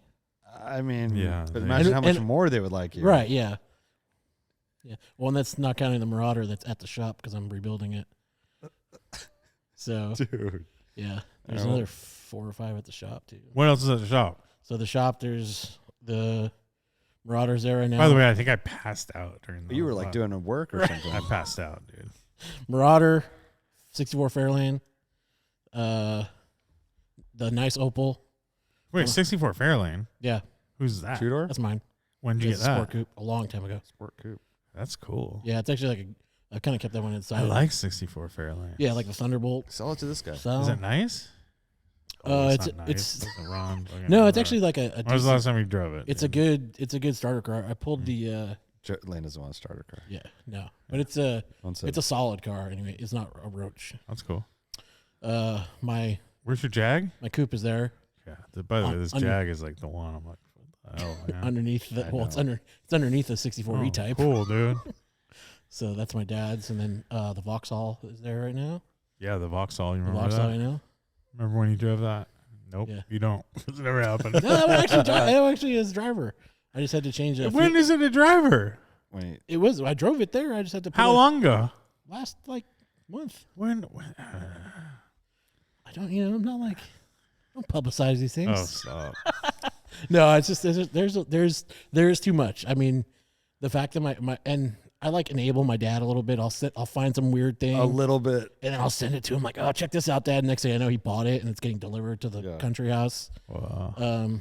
We went to his on a rally. We stopped by his country house. Oh yeah. And we walked around the property and looked at all the cars. Was the Opal already crushed at that point? Yeah, it was already crushed. Shit. The tree fell on it. Yeah, that sucked. Out in front of the garage. They're getting better and better as they age out there. Yeah, well, we Right? actually Every passing day. So since that point, though, we've actually graded the property. My dad right? spent a ton of money like grading the property to put a building. So we're making progress. But my dad, he's one of these guys that comes up with harebrained schemes of how he's gonna do like get containers, and I'm like, just buy a fucking building. By the way, there's like 20 cars up there with a grand total value of like 20 grand. 20, and nice. I mean, I'm being 20 nice. grand for 20 cars? I'm being nice. Yeah. And they're gonna build a fucking garage for him. Well, it's more to like, clear up space to take the stuff. It's just gonna pile up more. Dude, my dad has a 2-car garage at his house. Yeah, 5 cars in it. Oh my god, you guys are the most. And they're not like, all small. By the way, you're the 100% the person that should live in like Nevada with like a ranch that you have all the cars. Like, I wish. Dude, my dad's garage, and he's got a Mark 10 Jag, which is like the biggest Jag ever made in the garage. And then sideways in front of it is sideways. Sideways in front of it's an MG midget I bought when I was like 16 that I can't even get to. And then he's got a 62 Mini Cooper. Oh, that's cool. He's got a Hillman Minx convertible and an MG BGT, all 5 in the garage. Yeah. So yeah, Joe's more a British car guy than anything. Yeah, it was like my dad was from Malta, and it's all they drove was British stuff there. So he's like big time British car guy. Yeah, that's one that never got bit by that bug. British car. No, most young. I mean, most people already haven't. Yeah, but British we had like the random pretty... like Lotus Cortina guy and like but that's like but I mean very, that's your high British guy, highfalutin British guy. Yeah, exactly. Guy. Yeah, and that's another one of those cars that to me is like. I take the back. I like the luxury stuff. I like I like Bentleys. Rolls, I like Rolls, certain models. Yeah, because you were a big Continental GT. Love Continentals. Yeah, but when it gets into the little spindly.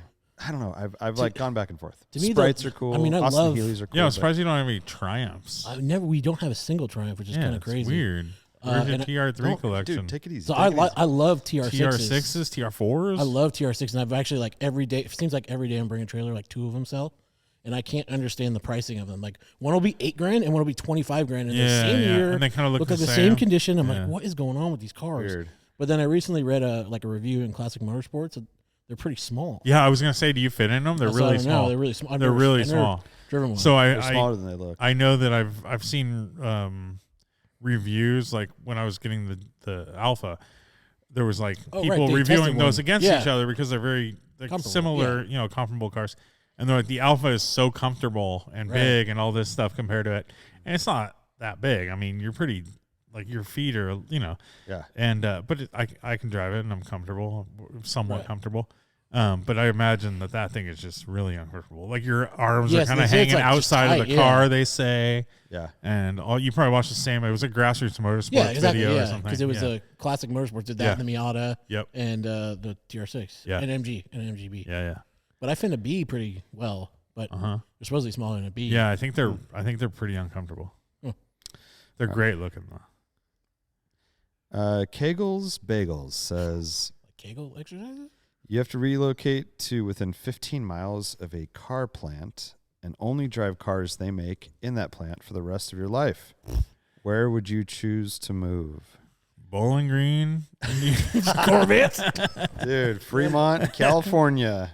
All Teslas. Just Tesla. Can we take it back to when that was actually a GM plant? Toyota or a Toyota plant. Was it Toyota after or GM? Fisher Body up in It was where they made all the trucks. All the Yeah. So, Fisher was right next to Easy. I don't really Porsche. know where they. Yeah. Well, like any in California. I mean, Porsche's in Rivian, Germany. Besides the electric garbage. Yeah, it's just the car. Right? Mercedes-Benz is Mercedes in Germany. in California? They're a company. Nothing's in California. Just electric so you're going cars. like back east, Detroit. Yep, Detroit. There's also like Canada, Mexico, Japan, Korea. That's Kentucky. There's a BMW plant in North Carolina, right? Oh, that's true. So Greenville. Yeah. Right outside of Greenville. Or and is it Spartanburg? Spartanburg, which is right outside of Greenville. Yeah. Yeah. And then Tennessee is Volkswagen. Was the I question think, yeah. only like their new cars, or you can drive their old? Well, I mean, they're not Sounds like making a- them in the factory anymore, right? No, but I wasn't Sounds sure like if it's it's like like- I think you can drive all. Are you a fanboy? Oh, You can I would drive think you can drive all their cars ever. But anything ever, Yeah. right? Not just their new stuff. Current stuff. So I I, mean, probably would go like. Oh, Yeah. God, I love I would love to live in Munich, but I don't love new BMWs. I guess. well, you that's can what I'm also saying, live so in you could drive- Spartanburg. That's what I'm saying, though. So you could drive old know. BMWs too, Yeah, you can live in right? Spartanburg. That's why I was kind of. North yeah. Carolina. It looks No, nice there. You Greenville. can only area? drive the cars they make in that plant. Oh, for the in rest that of, in that plant. for the plant. rest Oh, of and that's your only life. SUVs there. Oh, that's out I of. think you're right. Ooh. For the rest of your life. Because I was going to cheat and go like Kentucky is the Ford truck plant. So like, oh, I could just drive Yeah. Fords because I like Fords. But Oh. like only Fords. driving brand new trucks. I can live in like so LA area and drive Singers all day. And Oh, that's a cheater that answer. that's an art answer right there. I'll live next to whatever I'll spoon. live next to Rod Emery and drive 356s all day. yeah. I'll live next to Sharkworks. South City Customs and just Yeah. drive their builds. He doesn't even know what they are, just their builds. Well, Yeah. they don't have a specific I know, model. Yeah, you could actually drive whatever you want. What about like hypercar stuff? You could live in the Modena Valley and drive a Ferrari or Yeah, a I'm not living Pagani. in. I don't speak I mean, Italian. that's where I would. I mean, I would just do. Dude, the Ferrari I do angle Italy. is pretty good. I mean, Especially now they make an SUV. You're not just stuck in, sports Yeah, cars. but I don't think it. I don't know. I don't feel like Do they You have? wanna live I mean, there? What do they even make? these days? Kinda. you would. Yeah, I've been there. Any Italy Pretty- though is pretty nice. There's not really bad Italy. It's pretty good. It's pretty good. There's good roads, good food. Weather's kind of shitty, Dude, I but did not have a bad meal in Italy. It was like impossible. It's all humid and stuff. yeah, super hot. Yeah, I'm not into that. Super hot. But you get to drive Ferraris for the rest of your life. That'd probably be a good. That couldn't be too bad compared to other alternatives. And what about Zuffenhausen or whatever? You can live in Germany and drive Stuttgart. Stuttgart. Yeah. Stuttgart's a shitty town, but But It's kind of a whatever. It's like it's not shitty on like California towns shitty. no, but it's kind of a whatever town. It's a just an little bit industrial town. But it's right on the edge of the Black Forest. Yeah, and it's close to other stuff. I mean, 15 miles in Europe is like fucking 300 States. miles here. So Yeah. yeah. So you can live 15 miles away. I mean, there's probably some good places to live. Yeah. I mean, sure. That's but- probably the move. But and then in Stuttgart, you could also do Mercedes there. It's That's pretty what I good was going to too. say. Yeah. AMG, whatnot. Yeah. I wish we had something cool in Silicon Valley here. Yeah, it'd be nice if there was something in California still. Yeah, like I don't want to coastal. leave my friends, man. Yeah, exactly. Yeah, I'd go England. Oh, what? Drive a Jag. Pip pip cherry. I drive a Jag. I love Jags. Just all new The new Jags. ones? I don't care. So bad. You love the new Jags? They're I terrible. mean, I don't know if I go straight I to mean, love, F-Type's but, okay, but like But I love every the other I love the car. wagon thing. F-Type's not Okay. okay. I'm going back on that. I hate the F-Type. I don't hate it, but it's The not one we like- drove was horrible. Yeah, I mean, yeah, Well, it I was- like the F Pace. or F-Pace was terrible. I mean, it's Yeah, it was terrible as yeah. Well, compared to its competitors, Yeah. right. Yeah. Well, competition. This guy's coming out of a Marauder, dude. I don't like own anything German. S95 and and a he Marauder. drove here in a Ford step-side Ford fucking Ranger. Wrangler. He closes the door and someone goes, "Oh, dude, your door's about to fall off." He goes, "No, that's how it comes." Yeah, yeah. Stock. Remember my Thunderbird? Yes, store? I remember. See, there's a car I sold. There you go. Oh yeah, you Sold a actually Super sold Duty. it? Yeah. Nice. See, Got congrats. fucking no money for storing it for 30 years of my life. Same with all your cars that you're currently working on. If you just whittled it down to like six cool cars, I need to. Yeah, I'm Dude, his Jaguar is so sick. That's one of them. He could have such a sick collection of cars. I know. Like his Opal's rad. It's Yes, really nice. that's two. His Jaguar is rad. It's really back to nice. one. His Mustang is really good. If he takes the spooled rear end out, does a Oh, couple that things. Mustang. Yep, 3. Yeah. Like and then like think about right that. just right there, and then he has the Peugeot, which is pretty cool. Yep. Right. 4. And I mean, Warren hooked up with tires, so that car's actually going to work again. Yeah. dude, but he could have a rat. But as it is, he has so much like crap that his collection sucks. Like the crap outweighs the goods. so Exactly, it dude. determine- Yeah, like, if you're ruins looking the at it, collection. like it's not narrowed down enough. Oh, I need to like. Or if they were all perfect and nice, it I would was be, laughing it would when be you guys awesome. were saying how many cars were too many, and he goes like, "Oh, 4." I'm like, Jesus Christ, that's my daily driver. Well, because like it's more like. Well, and then Sabrina's cars, but Sabrina's Oh, dude, a if you just Blazer add- is so nice. so you're 4 and her 2. Yeah. That's the collection. Perfect. But it's And just her like truck's nice with too, anything right? in life when you have too much stuff on your mind. Oh, right. It It's is bad like for your brain. it's definitely it does. The good thing is like And then he has a full size truck.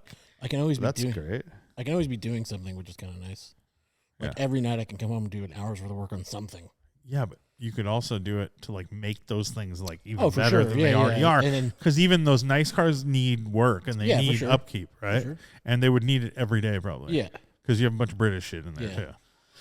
Shit. I don't know if that's fair. All right. So 15 miles of a car plant, Stuttgart. Yeah. Wherever they make Jags. I'll go there. Oh, God. There's probably even a U.S. plant, but they don't make the cool ones there, I'm sure. No, definitely not. Yeah. I don't think there is a U.S. plant. Jaguar? No. They're not producing that Okay. shit. There's probably I a like- Chinese I like plant. England. Yeah, there's probably a Chinese plant. I'd live in China and That's where drive you'd- Polestars. That's where Yes, you would, there you that's where go. you would be. 15 miles from the Polestar plant. It's so gorgeous. in Shangshu. It's so gorgeous. tell you. There's no pollution. Yeah, yeah. Misha Varshavsky. What'd you call me? This guy's coming out of the woodwork. I love it. How does climate control work? Is it supposed to do whatever it thinks is best to get to set temp on auto? Yes. Then why does it blow at all when, say, the engine's still not warm in cold climates? Oh. And then on manual settings, is it trying to get there within the confines of params users selected, or is it just setting the temp of air being pumped? And when dual, do two parts fight, knowingly compensating for each other's effect? Oh man, I feel like he's I going don't into the know, brain dude. power of Now it. he's This is yeah. so... You know what? This is one of those like questions. I don't think anyone knows the answer to any of this stuff. Right. Not even people that make it. I agree. Yeah. But really, like, you know, how people, you get in a car and people turn it up to like 90 degrees, and it's like I'm always under the thinking that it's gonna want to reach that max temperature no matter what at the same rate. Right. But if the car's not warm, Oh yeah. It's So why gonna does it blast blow? It shouldn't do that. until it warms up. But like it shouldn't do that. I know, but also then you would think that it's not working if there's something happening. I know. Well, I think that would just be like an extremely smart Yeah. intricate very climate smart. control, because now it's got to be tied into the ECU to get the coolant temp sensor, To know when it's temperature, when it's at should temperature, when it be should blowing. turn up. Yeah. Whereas the thing is just like, But don't you think it it has should- an we ambient should- air temperature sensor in the car? Shouldn't we It's be trying to at get- that now? We should probably. I mean, why do we not? We always know the temperature of the coolant and the everything. I mean, 09 Silverado boy over here knows that his works kind of sort of sometimes. No, but it still does that blast thing. Yeah, but it's because it's not tied into the okay, yeah. truck's First of all, ECU. show of hands, who uses auto? I do. No one. What? Dude, I love the auto. Auto? In my diesel. But it does that kind of shit. Yeah, but it's just like It blasts for no But it reason. eventually gets there. Oh, I hate it. It puts on full blast. I always have the I know. fan speed set at the right fan Yeah. speed. And I've Yeah. never used auto in my life. Oh, I use it in my diesel all the time. You know, I noticed when we get do these it. press cars lately, and Art will take my Polestar for a few days Oh, or, whatever, yeah. or the week, really. Yeah. And traction control I off. get in. No, he has like the aircon, like the full system is just turned off, Oh, and that's like more power. I don't like. More power. But like Such a everything good call. completely off. Like I always have the fan on, like even if it's gonna be on like the lowest setting, but the fan's still So- gonna be on like doing something. I want like a little air Perhaps circulating throughout the cabin. with Perhaps you. he's being a good citizen and not wanting to change or alter any of your settings. Well, he also runs But cold. changing my setting, which means he turns everything off. He Well, you just runs. then you just press the button and it's back to where you No, left it does not. He No. runs Oh. cold, so maybe it's like I know. he's turning it off because it's always cold and he doesn't. But you wanna can mess turn with it. off air conditioning. He You turns just off. turn Yeah. the temp up. Yeah. Hmm. Yeah, I don't know. I don't rock with auto. Misha, I feel your pain. I don't really know what the hell's going on. Okay, but here, answer my question. Yeah, If I get in the car, it's 65 degrees outside. outside. Mhm. Let's say the car's already warmed up. Okay. Right. And Which I way get is the in. wind going? It's going south, obviously. I get in. I want the temperature to be 70 degrees in my car. Yes. Do I turn it up to 70 or do you turn it up to 90 to get to 70? Is it going to get there at the same rate? I'm under the impression that it gets there at the Yes. same rate no matter what. Yes. So why does everyone I go in a car with because they think it's working faster. They turned up to to like 95 degrees, and then all of a sudden you're in there and you're like, oh my God, I'm sweating, dude. Yeah. And But they're that's like, that's like the nice thing of auto. You just put it to 70 and it does its thing. But I think you can do that no matter, like, you can still do that with a normal car. You put it at 70, you just turn the fan speed at the rate you want. I'm just saying, I think with not doing auto, we don't want all the auto because stuff. So maybe I'm just you're misunderstanding because too much of an old. I set the temp, but I also set the fan speed. Yeah. Right. Where So other it's people still just auto. they click auto. No, it's not auto. No, but it's still automatically getting to that. Well, no, you're asking for that temp. Yeah, that Yes. temp. But, That's what I'm but saying. auto is different where you don't mess with the fan. Yeah. You click it and it basically turns the fan on and off. And Yeah, it's going to put the yes. fan speed at like 5 1,000. right away. Yeah. So I do that. That's what I do in my truck. Man, that's But lunatic stuff. And that's also annoying. My mean- Mercedes, when I hit defrost, it goes full blast, even if it's not ready or whatever. every and I car have to does it, then turn yeah. it down. yeah. It'll only allow me to turn it down to like 4. It won't let me go to 1 while it warms up. Oh. So I'm getting cold air. Oh right. Yeah, the Marauder's like that. If you turn the second you turn the defroster on, it goes Full full blast. blast. And defroster should turn on AC as well. Yeah, It's the dryer. Yeah. It's only usually his vent is the only setting that doesn't turn on the. But Misha, good use of params. Yeah. Params user selected. Uh-huh. It's a good. I've never said those 3 words together, me but either. I like it. I'm gonna give that a little heart. Thank you. Sick, dude. Little hearts. Automotive Omnivore says, "What's it like to wheel a bitchin' Mercury on the Coastal Range Rally?" So I thought that car would be really terrible, to be honest. And I had full intentions of just kind of cruising, and I was really worried about it has air rear suspension. So I was really worried about popping a bag or something and having it be. Well, tell the listeners shitty. what it is. Oh, sorry, it's a 03 Mercury Marauder. So it's a hot motored Crown Vic, basically. Yeah, with better brakes, fairings, and yeah, yeah. blacked out Yeah. things. But Cop surprisingly, the really cup brakes. But surprisingly, the fun section was the where I was in front of you, Dude, and Dante, and the yeah. really tight area. It's the And I was the in roller front- coaster. Yeah, and I was in front and got really scared. I was gonna hold everybody up, so I did questionably smart things and kind of went, 11 when I shouldn't have gone. I Cool. should have pulled over. Cool. But it was really fun, and I didn't think I held you guys up too bad, and We were going I fine. thought it was. I mean, I thought it was a good Great. time. Yeah, it it was was super fun. comfortable. The automatic is whatever for a rally. Wait, But was that what rally was that? That was in 944, huh? yeah, you still had 944 for Yeah, sure. Is that the Sierra? No, it was It was coastal. Coastal Range Rally Okay. Classic. It was Coastal Range, classic. classic. Yeah, Yeah. Nice. that was a I just classic. like that he said Classic. bitchin'. Bitchin'. Tom Neal 831 says, "Any chicken wing fans? What are the best wings? Anyone had salt and vinegar wings?" Then he says, "Automotive opinions." I love chicken wings. First of all, it's hard to find a good wing. I'm down. I like them extra cooked. Yep, crispy. Yeah. You guys ready? Yeah. Fuck bones. But that- then it's not. Dude, why? We have the technology. Take that shit out of there. But what is the technology? flavor, the Grinding meat flavor. up or But I something? think you get like a little bit of the fat content with the I don't skin. know. I'm sure there's something to it, but it's just because like, you can't get a good crackly skin on a chicken I tender. mean, being a fat guy, I just hate getting dirty with my hand. The You shit think inside you of my get dirty with face. your hands. Like, like having to grab with the hands. I and hear eat the you. little, I hear you. and That it's is- so like little reward. Like it's this little sliver of meat. no, but you're supposed to. and Yeah, you're supposed to go. Yeah, like Wow, put a dick in my that's mouth. so yeah, No, no, oh Yes. wow. like you put the guys that put the whole bone in. It's just- Yeah, that's what I it's do. gross, Yeah, dude. I like hot wings. Yeah, me too. Salt and I've vinegar never had sounds salt and good, vinegar, though. but it sounds great. Like Down. lemon Like a dry- pepper is pretty good. Yeah. Right? Yeah. Like a garlic salty. parm. But you know what? It's all good, but I always default to hot wing. Yeah. Or salt and pepper, like real basic, Yeah. kind of like Yeah, that. yeah. But then, what do you dip in it? ranch. Yeah, Ranch? some ranch Oh, it's probably. ranch. No buffalo. Oh, you drip buffalo. Oh, like the salt and vinegar into. Oh, into Oh. the buffalo would be pretty good. Yeah, huh? maybe. Pretty good. Yeah. And I like a good barbecue sauce. I'm not I afraid think to the say. dry ones you kind of. Oh yeah, barbecue sauce. The dry ones you kind of would think you leave them dry, right? It's kind of like a crispy salt and vinegar and just I don't know. crispy.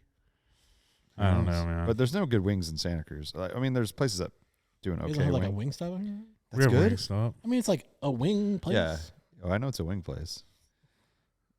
Ryan Darby says, "How do I get my DWA Polestar grill badge? Oh God. By the way, thanks for the recommendations on a solid Chinese electric daily to complement my weekend A1 Somebody GTI. took one of your Nice, suggestions. dude. So it's got a Polestar. Yeah, dude. I'll send him a grill badge, dude. Wait, isn't it just a sticker? Yeah.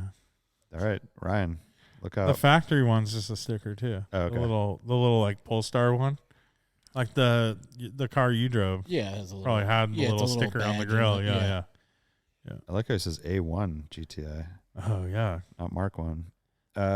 Speaking of which, not a single picture of his Polestar on his Instagram. All right. I don't know if he got it yet. Oh, I see. I know he had one ordered. Got it. Chinese Electric Daily. Man, that has a nice ring to it. T. Fretch says, I know Herbie has accomplished a lot over his racing career, but did he really pass a car on the 2018 Coastal Range Rally North? So for the listeners, Joe Polo here was smart enough to bring a Volkswagen Bug in Herbie livery on one of our rallies, which was by far the coolest car. And by the way, the rally, like, was where everyone was scared to bring an old car. So everyone that even had old cars, not everyone, but a lot of people that brought old cars. No, not that one. No, that was a hot, smoky one, wasn't it? Yeah, hot smoky. Oh, was it? Okay. But a lot of people even that had old cars, they brought their newer cars because it was kind of out. Everyone does that. I took it on one where pussies. when Brad brought the motorcycle. Yeah, the slingshot. No, Brian brought. Oh, no, the Brad motorcycle. Brunel brought a motorcycle. He's followed me. Oh, the Oh, Ukiah. that was the rainy one. Yeah, I mean, the so it was on that one too, for sure. the snow one. Two? Yeah, Those are different rallies, but yeah. I took you it. brought on two. Yeah, Really? the one because it was the one that started in Oroville. I took it on. Yeah, that's That was what a I'm hot talking one. about. And then there was another one. That was a hot smoky one where we stayed Yeah, in and I took. And Reading. then the other one I took it on was that one with the motorcycle. And me and okay. Gen took pictures on the beach that we weren't supposed to be on. Yeah, It kicked off. Yeah. And you were in the Bug. Yeah, for sure. Trippy. Because it was like snowing Yeah. and freaking Brad's like following me, and I'm like, Well, then I had to follow him because his car was broken. I'm like, Yeah, and the fucking 944 went off the road. And Yeah. Brad chose to follow the guy with a 4-inch windshield wiper that barely moves. Yeah. Like I was the guy. But yeah, Like I was. there was one guy on one of the rallies, there was some like regular car that was just going so slow. Yeah. And it was like after a downhill, and I kind of gave Herbie the beans going down. And just like. So you passed a non-rally car. Yeah, you're passed a saying. non-rally car. Oh, okay. Oh, no. Dude, I might have passed Nick in the F-Type. He brought the F-Type that one time. It might have been him. No. Wait, what? But he was just like cruising. Like, Did he have a stroke? I don't Yeah, know. why would It you wasn't like- like a legit, like, it wasn't a performance on performance pass, basically. It was Like he was looking down doing someone was something. going slow, or he could have been behind me. And I Or was in he reverse. turned off to Yeah. like hang out because he was tired of you. He was changing a tire. Yeah, and yeah. then- Yeah, the one, the smoky one was like the worst rally to take that car on. It was all hills. Yeah. Yeah. Oh, so bad. Oh, that was a barge of a rally. And then that too. thing, I was like, to keep from sliding over, I'd hold my left arm While you're on driving? the A-pillar, yeah, and like steer with the right to keep from sliding off the seat. There's not like buckets or anything, or like performance buckets. Yeah. So I'd slide off the seat into Sabrina. They're just floppy boys with horsehair. Yeah, and it's like, it was so bad. Jeez. Wow. Unusual Tom Jones says, which ones are your forever cars, those that you'll never sell? Oh, I think he's talking to you. for me, the Mustang for sure is like, that was my high school car. Okay. So that won't go anywhere. I thought the So we have a long T-Bird was list. your high school. The T-Bird was a car I bought like my, was kind of like my high school graduation present. Okay. So I've had that like since high school era, but the Mustang I drove in high school. Cool.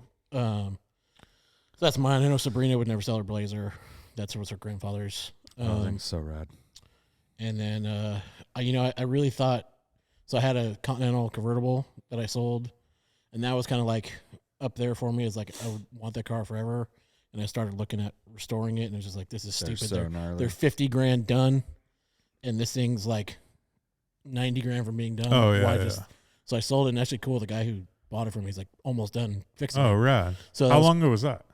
I probably sold it 4 years ago, and he like basically completely painted it, like everything, Cool. did the top. Yeah, Mustangs are forever.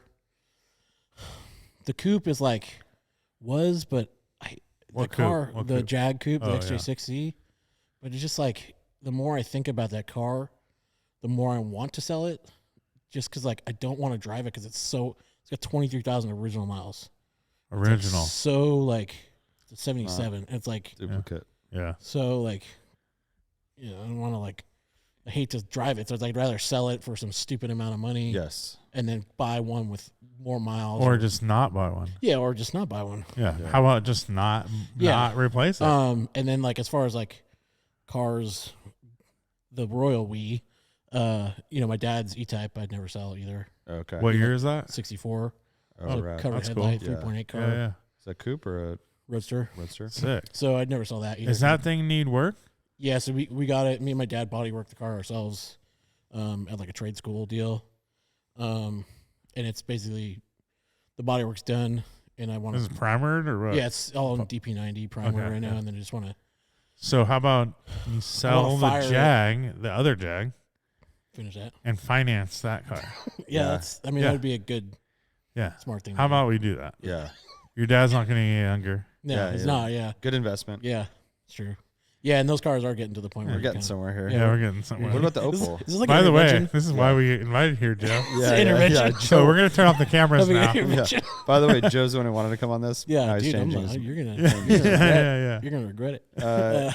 Is the Opal a keeper? I mean, I know you have a lot of history with it since you've owned it, but I mean, you built that thing, right? Yeah, so I restored that. Jay Leno's garage, everybody. It kind of like did it with my dad. It was a Petrolicious video. What? Yeah. Oh, I thought you went. He went to that Concours, and Jay Leno Jay Leno saw it, and then like Jay Leno bought a car I restored. Jay Leno bought that other. Bought a Jensen CV8. But did you go to Jay Leno's? Yeah. garage? Okay, maybe that's what I'm thinking. We're on a texting basis. Yeah. Okay. Okay. Joe likes No, to throw that in there. I do. It's a little. You throw some. I have very few flexes in there.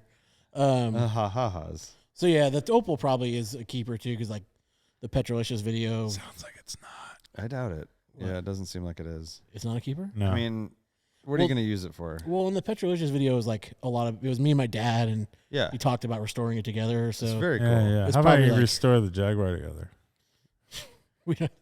My dad doesn't do much anymore. No, how about you just have it done? Yeah. I mean, that's how South City Customs do it. I heard they do good work. It could. That'd be rad. Yeah. Okay, so then what else is on that list? Keepers. That's probably it. Okay. I mean, it's not too bad. Yeah. Huh. Sounds like you have a lot of work to do then. If those are the only keepers. Not much else. Yeah. I mean, because it's the cars that my dad. My dad. Okay, there's one other one. And it's not even a car I think I even fit in, but my dad has a 67 MG Midget. That was the first car he bought and drove when he moved to this country. Oh, that's cool. So I'd probably never get rid of that either. And it's small. It's tiny. Just kind of shove it in a corner. It's like a midget. I mean, sorry, little. Yeah.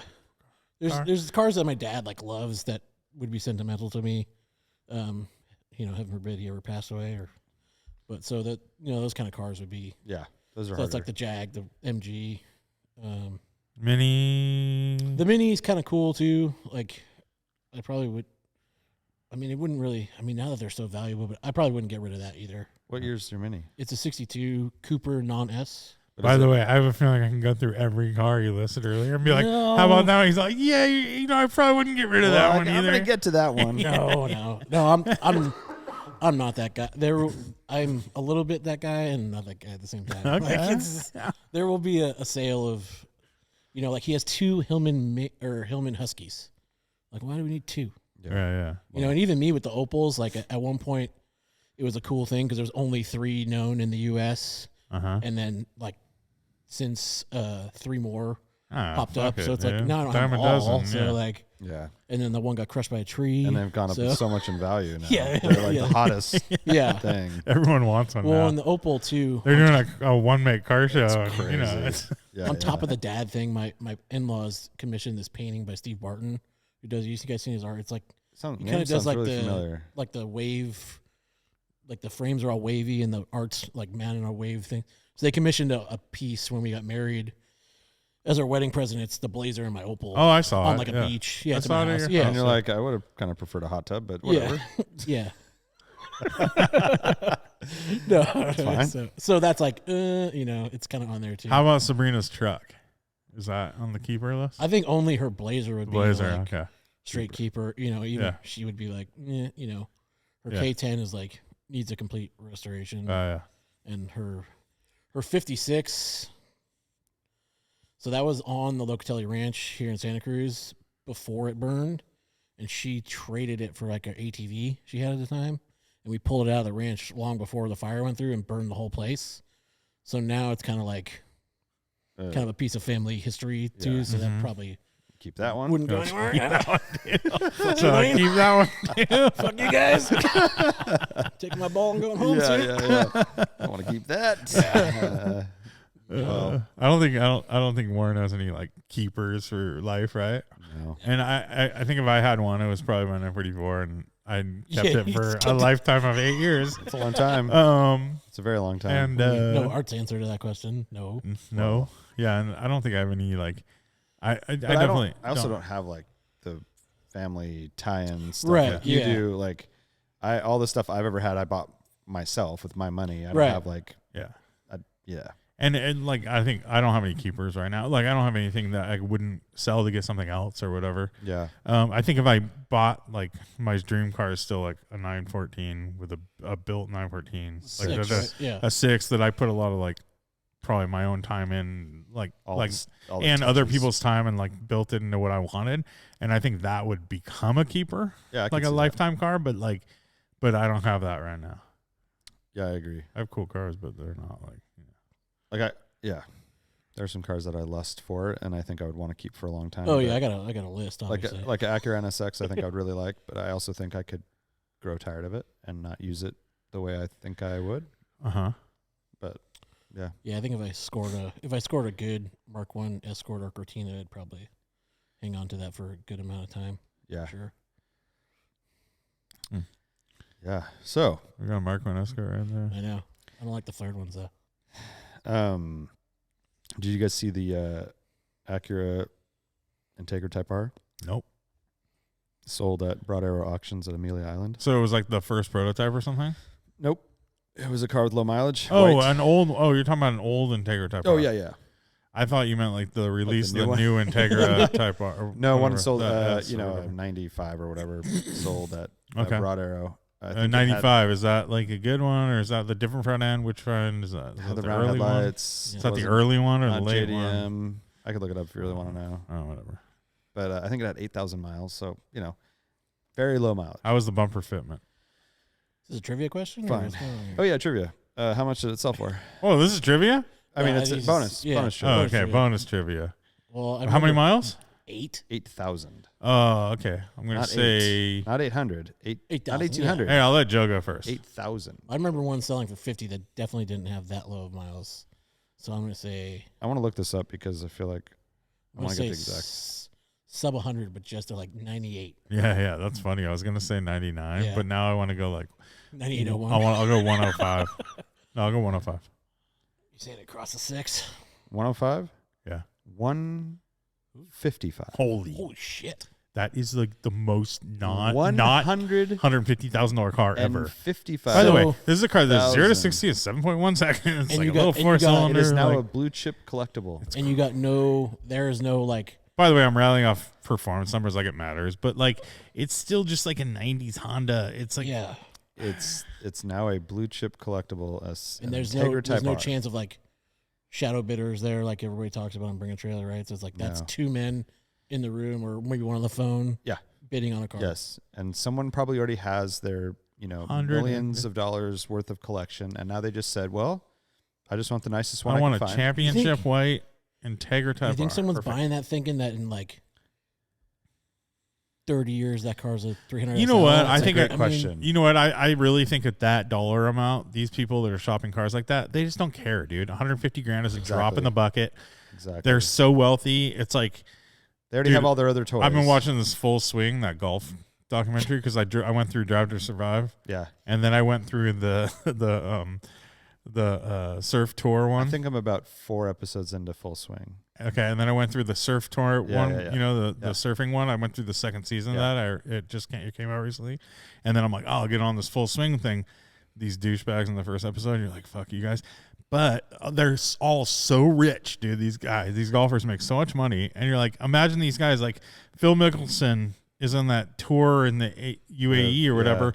he makes, I think his salary is $130 million for the year. Like, I mean, if he's, someone, I'm just saying, like, there's so many super not wealthy matter. people that I mean, don't it even doesn't matter. matter, Like, yeah. they make millions and millions a year. 150, they're like, whatever, dude. That's like you buying a Honda Civic or something. And I think it's maybe kind of to your point. It's just like stuff's just more expensive.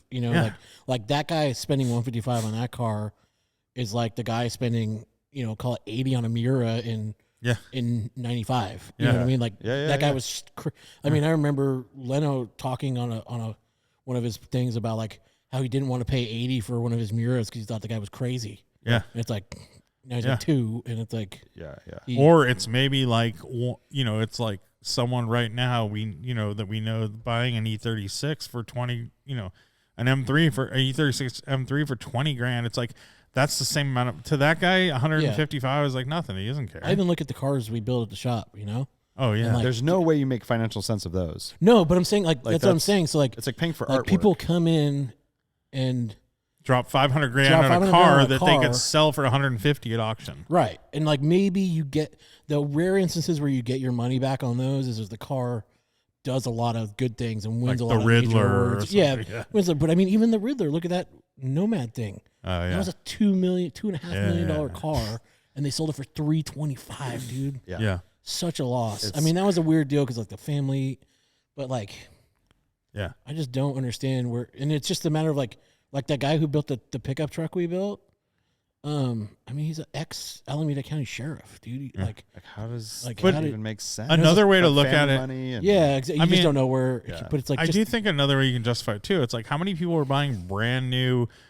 Porsche Cayennes for $180,000, right. And then in 6 years from now, that thing is worth like $30,000. How about a Model S Plaid or a Model S Plaid for $150 or whatever it is, And you're like, these are disposable things that just have a shelf life, and they're gonna get rid of it at one point, and they don't really care if they get their money out; they're just using it. So why not spend money on it? I think especially too for us because we grew up knowing what you could get that car for in period, So now seeing it, so it's kind of like the old guys that think paint jobs. We are the old $8,000. You know what I mean? And we're the old guys. Like, oh, you could buy that for those were a $17,000. We've seen the whole arc. Like whereas like Miuras and 300SLs, we didn't see them when they were $2,000 cars. You know, dude. By the way, they've just always been expensive. Dude, paint jobs. Oh my god, dude. paint jobs. Like I was talking to a guy this weekend, and he was saying like he did all the work himself, and he still spent like $6,000. Oh, I mean that's cheap. No, I know, but like that's but like I think you're looking at like really for a decent paint job, it's like probably like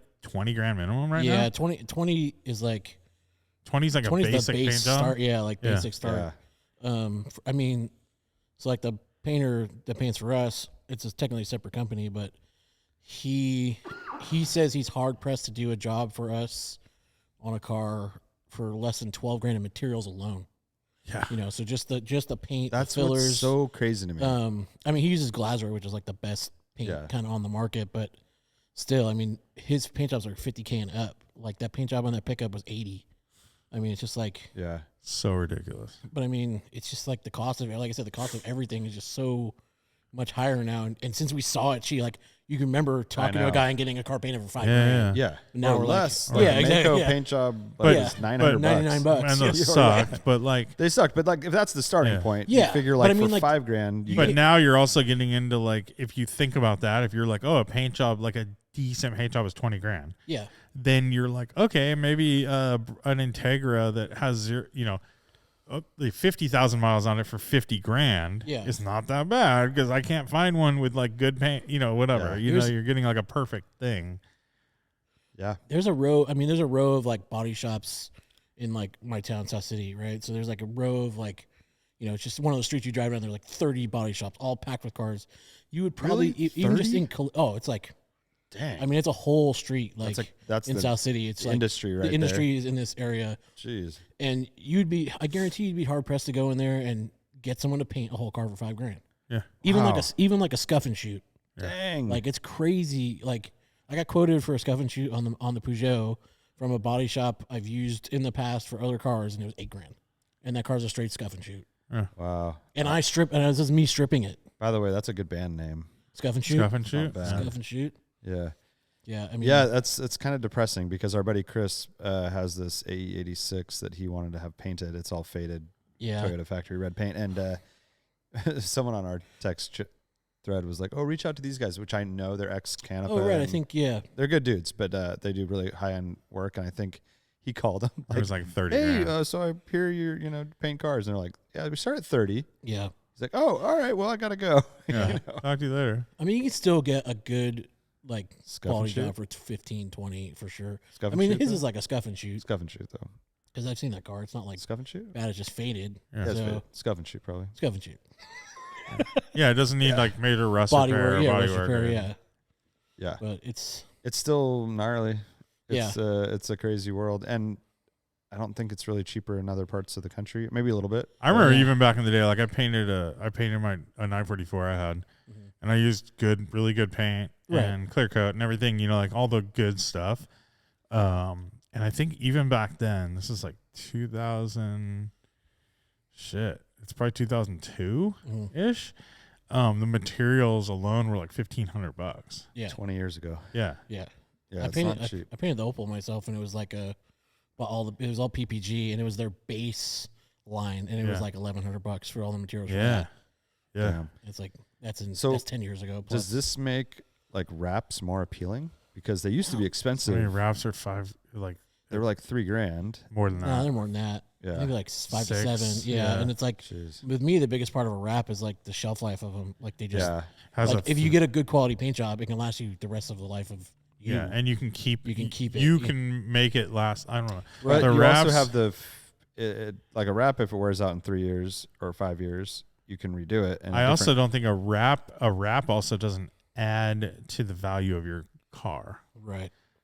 no. So if you have bad paint underneath, no. it's I'm still not saying it would add. I'm more like if you got, let's say, like But Chris, it's- so let's say in- Chris Baca's car, yeah. for example, it needs something, right? Yeah. Like, so for $5,000, it's called $5,000 for a wrap. He could have the car look pretty rad. The cool thing is he could probably learn to wrap pretty well and do that, I think. Yeah. He could lay out the stuff and spray a lot of soap and water on it and lay it down Right. and kind of like, hey, he could do the hood and Figure he it could out. kind of figure it And out. it looks pretty good. Yeah. Like definitely 10-footer, Yeah. but to paint the car is going to be a Yeah. lot. And you could do one panel at a time, kind of like you can go through that way. Especially that's a smaller car. It doesn't have a lot of large. Yeah. And it's not a lot of Surface weird panels. surface area, too. Yeah, it's it's a lot of very angular. But I think you're better off. Like, I mean, there used to be guys you could rent a booth from for a day for Right. $200.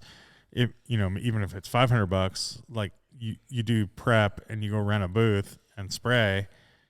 yeah. I mean, that's not a bad. So it's definitely I would take say bumpers off and in his situation, he's definitely better off paying $5,000 for the wrap versus $5,000 for a paint job because that paint job you're gonna get for Exactly. $5,000 is gonna be dog shit. Exactly. And you'll be back to where you started. Yeah, With I a mean, worse starting point. It's a little different story if you have like a nice indoor spot. Like sun kills paint so bad. So if you got like a nice place to keep it, which he probably Yeah. does. he keeps it here.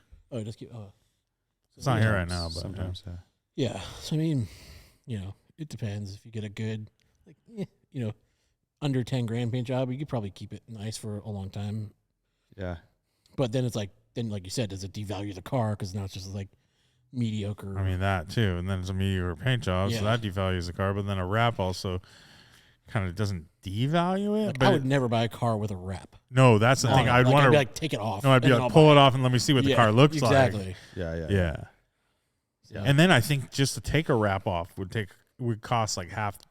Would cost $1,500 or $2,000 Yeah. probably. I think you're right. I couldn't see.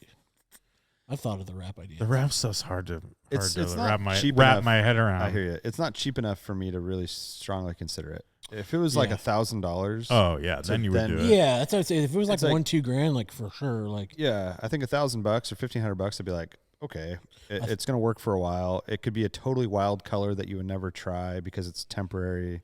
striping it. Blah blah blah blah blah. But it is crazy the cost of paint now. You could be like, oh, you know what? I need a new paint job on this. I don't know. Let's just say you have a 2005 Porsche 911 and it needs a paint job. Yeah. All right. You're like, oh, this car, I could probably sell it for like $30,000. Yeah. Or I could and it needs a paint job. And the paint job is going to be like probably 25 or 30 grand. Doesn't make any sense. At Right? You're like, or I could just sell it and buy like a perfect One for 2000 911 for 65 grand, whatever. Like you can, you know what I'm saying? So you're saying rather than paint it and make it perfect, just buy a newer car with perfect paint, and lower miles. And well, the only thing you could look at is if like you already own the car outright, and so you're really just investing the next 25 grand. Like you couldn't sell it for what it's really worth because it has shitty paint. Yeah, but if you could sell it for like 30, you might. If it's like a 50, if you could sell it, you know what I'm saying? Yeah. It's just all about. I mean, it's like anything. I think it's like anything you do. It's like always cheaper to buy it done. Right? Yes. Yeah.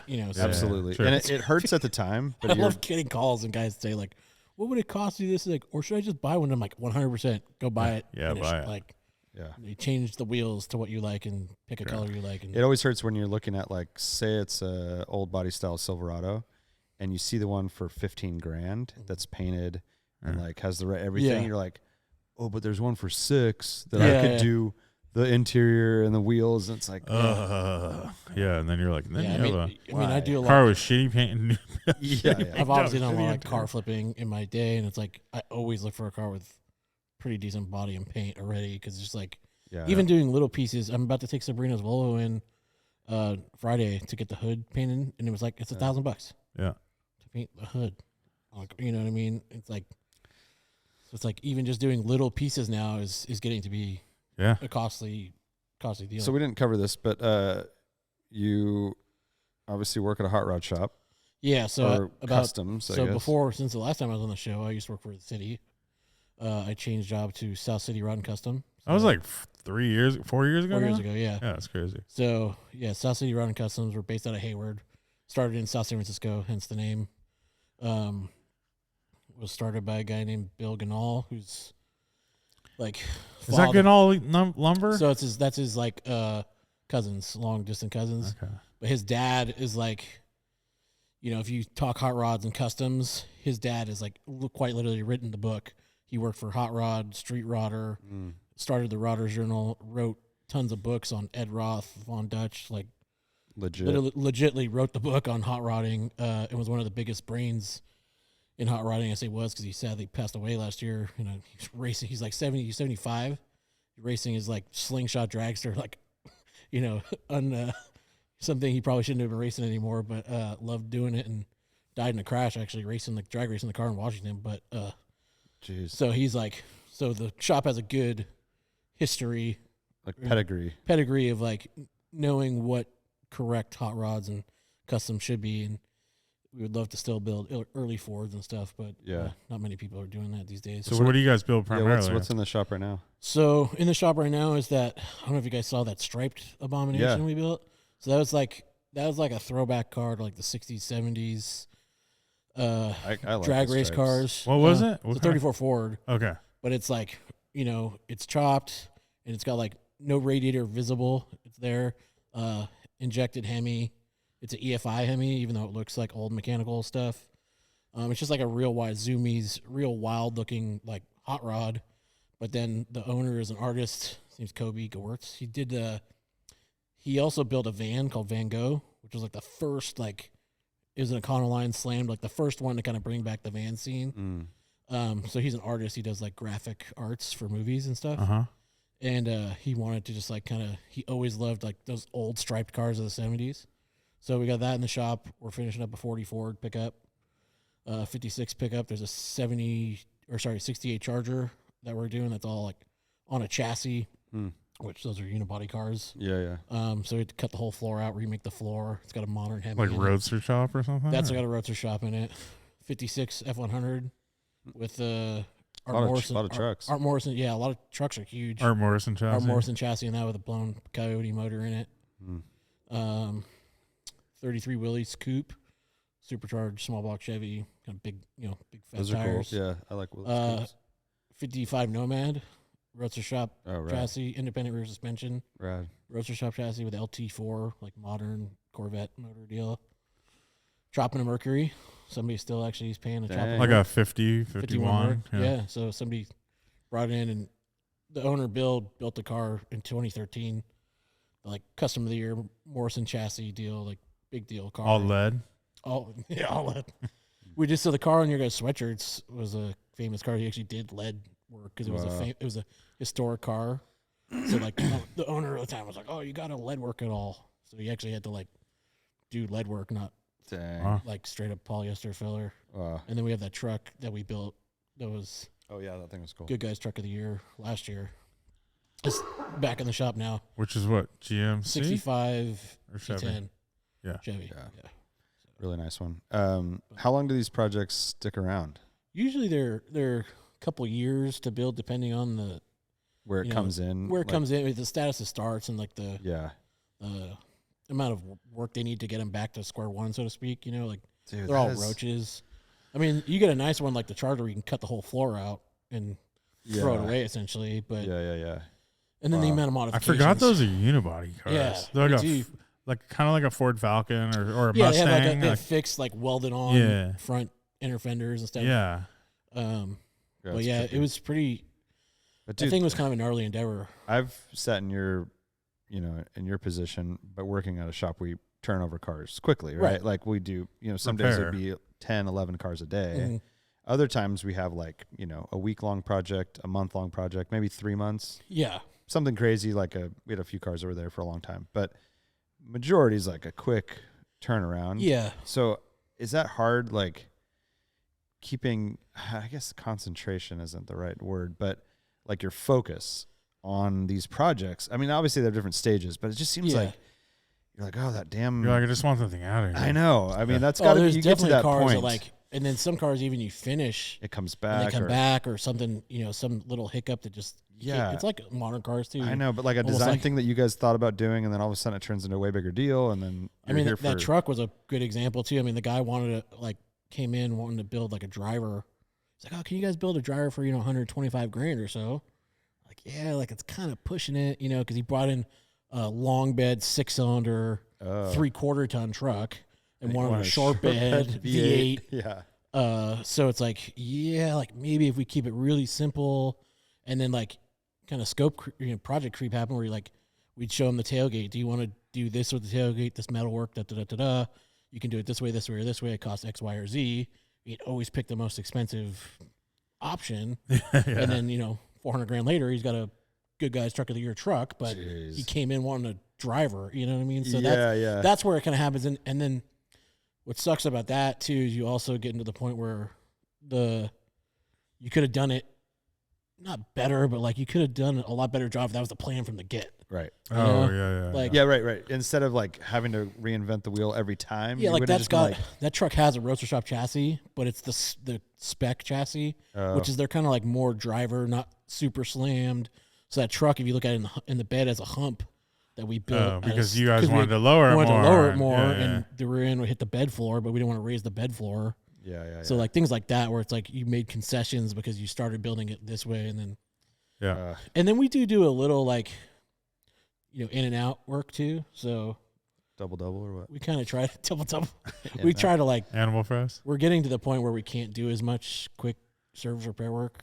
Anymore. You would need like a dedicated crew just for that. Right. But it's like also we're scared to just say, we build $300,000 and up cars, because then what if that market goes away? Big time. Right now, obviously it's there. We got a backlog of a couple years, and I think it's smart to have a little bit of in and out, like kind of that kind of stuff, like more like 1 month projects or something. And the number one hit to us is finding guys to do the work. I was going to say, I couldn't it's imagine. Impossible to find guys that can do every. You can find like a mechanical guy, but then that guy or a body guy, but he can't do mechanical. Right, exactly. So it's like finding. And then young guys that want to do it. Yeah, I mean the oldest guy in the shop is the owner, Bill. He's 43. Yeah. So I mean it's like, wow, he's young. Yeah, so getting a guy that's 55 or 60 in there, say even a retired guy that's really good, but then will listen to Bill as the owner. So like. Yeah, so hard. It's a tough business, man. And then no kids want to do it, know. So I'm starting to the point where I'm starting to reach out to like the colleges that kind of the tech colleges, UTIs and stuff like that. McPherson back in Kansas, McPherson's amazing. Or there's like RPM Foundation is also like another company that does like tries to place people. So we're kind of getting to the point where we need to do that because we only have 4 guys in the shop. Oh yeah. So it's like it's hard to get these cars done. We just gotta. It's really hard. It's tough. Yeah, man. Is there anything coming like project wise that you're excited about or like that you're working on? So we're gonna do a lot of trips this year. So we're gonna go to Nat. We're gonna take that coupe. That coupe's like kind of The striped one? yeah. It's kind of like I won't say it's kind of a big deal, but it is a big deal in that it like when we debuted it at Grand National Roadster Show in January, Yeah. it really like ruffled a lot of feathers. Like the comments were amazing. Like Well, so for the listeners, go to Joe Polo on Instagram, which Joe is Polo Joe's, 68.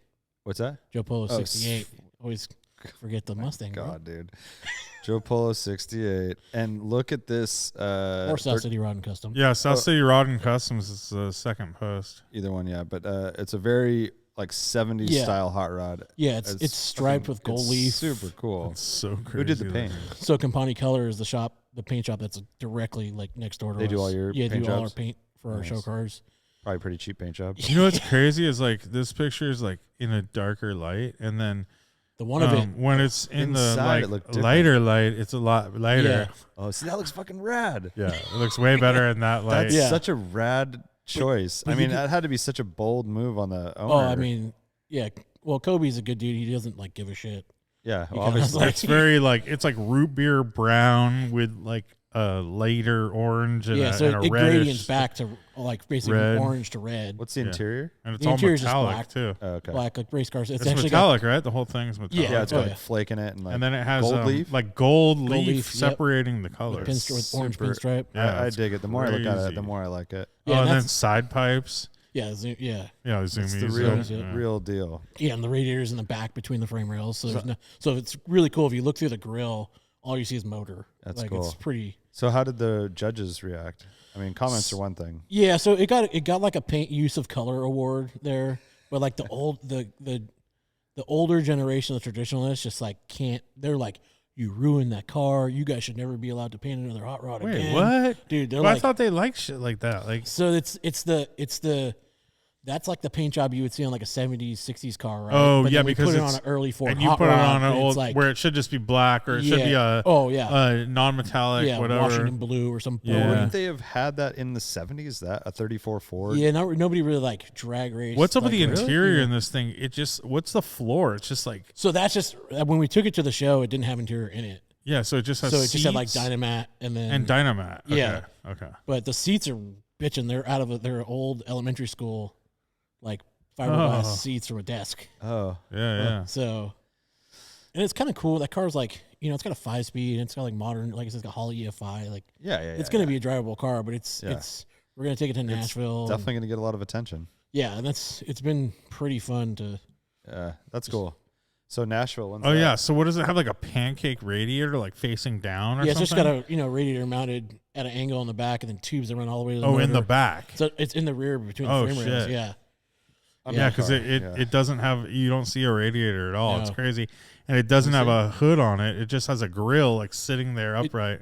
Yeah, it has a hood. Like we do have a hood that goes on it. but Yeah. We take it off like to show it sometimes. The color, I mean, the picture where it's in gray or where it's Yeah. in metal, you can Oh. really see that it doesn't have Yeah. there's no radiator or Yeah. anything. Yeah, and that's that's other cool. people. When we showed that car in metal, and people were like, "Oh, you should have just left it bare metal." It's like it's not really livable. Like it's There, it looks pretty sick. yeah. I mean, it was good. Like there's no denying it, but it's Yeah. like it's not. Yeah. It's not sustainable. Yeah, totally. Even if you clear it, it Yeah. comes through the back, and Dude, it's pretty cool in this like crazy color scheme. yeah, It's very different. and that's what it is. It's just so many like And I like that Brown there's a ones, barf bag. You guys had a barf bag on it? yeah. We made barf Pretty bags funny. to give out at the show with it. Because you knew that it would We have knew it that. would just have that effect. I mean, it's awesome. There was people even like throwing, like one guy even threw a personal insult, like, oh, it looks like the fat guy's burrito wrapper or something like that. Like everybody thinks it looks like TC's chopper, from Magnum TC's PI. Oh. It really does shit. actually. Does it really? I don't remember what his mean, chopper guys- was. Yeah, or it's It's- Vanagon. I mean, that's it's pretty striped. cool. I like it. Yeah, I think the overall has been good on it, but there's just the amount of bad that's been good has been good because it's been entertaining. Hey, all publicity sure. is good publicity or something like that? Yeah, I think that's probably Yeah. something like that. Two in I the think that's- hand is like a bird in the whale. Yeah. Well, no press is bad press or Yeah. whatever. I don't know if that's true, but that's what they say. Well, this has been fun. I think we've done a lot of time here. I'm not going to update on Amelia Island this time because we're already 2 hours in. But I Sorry, did go to Amelia Island.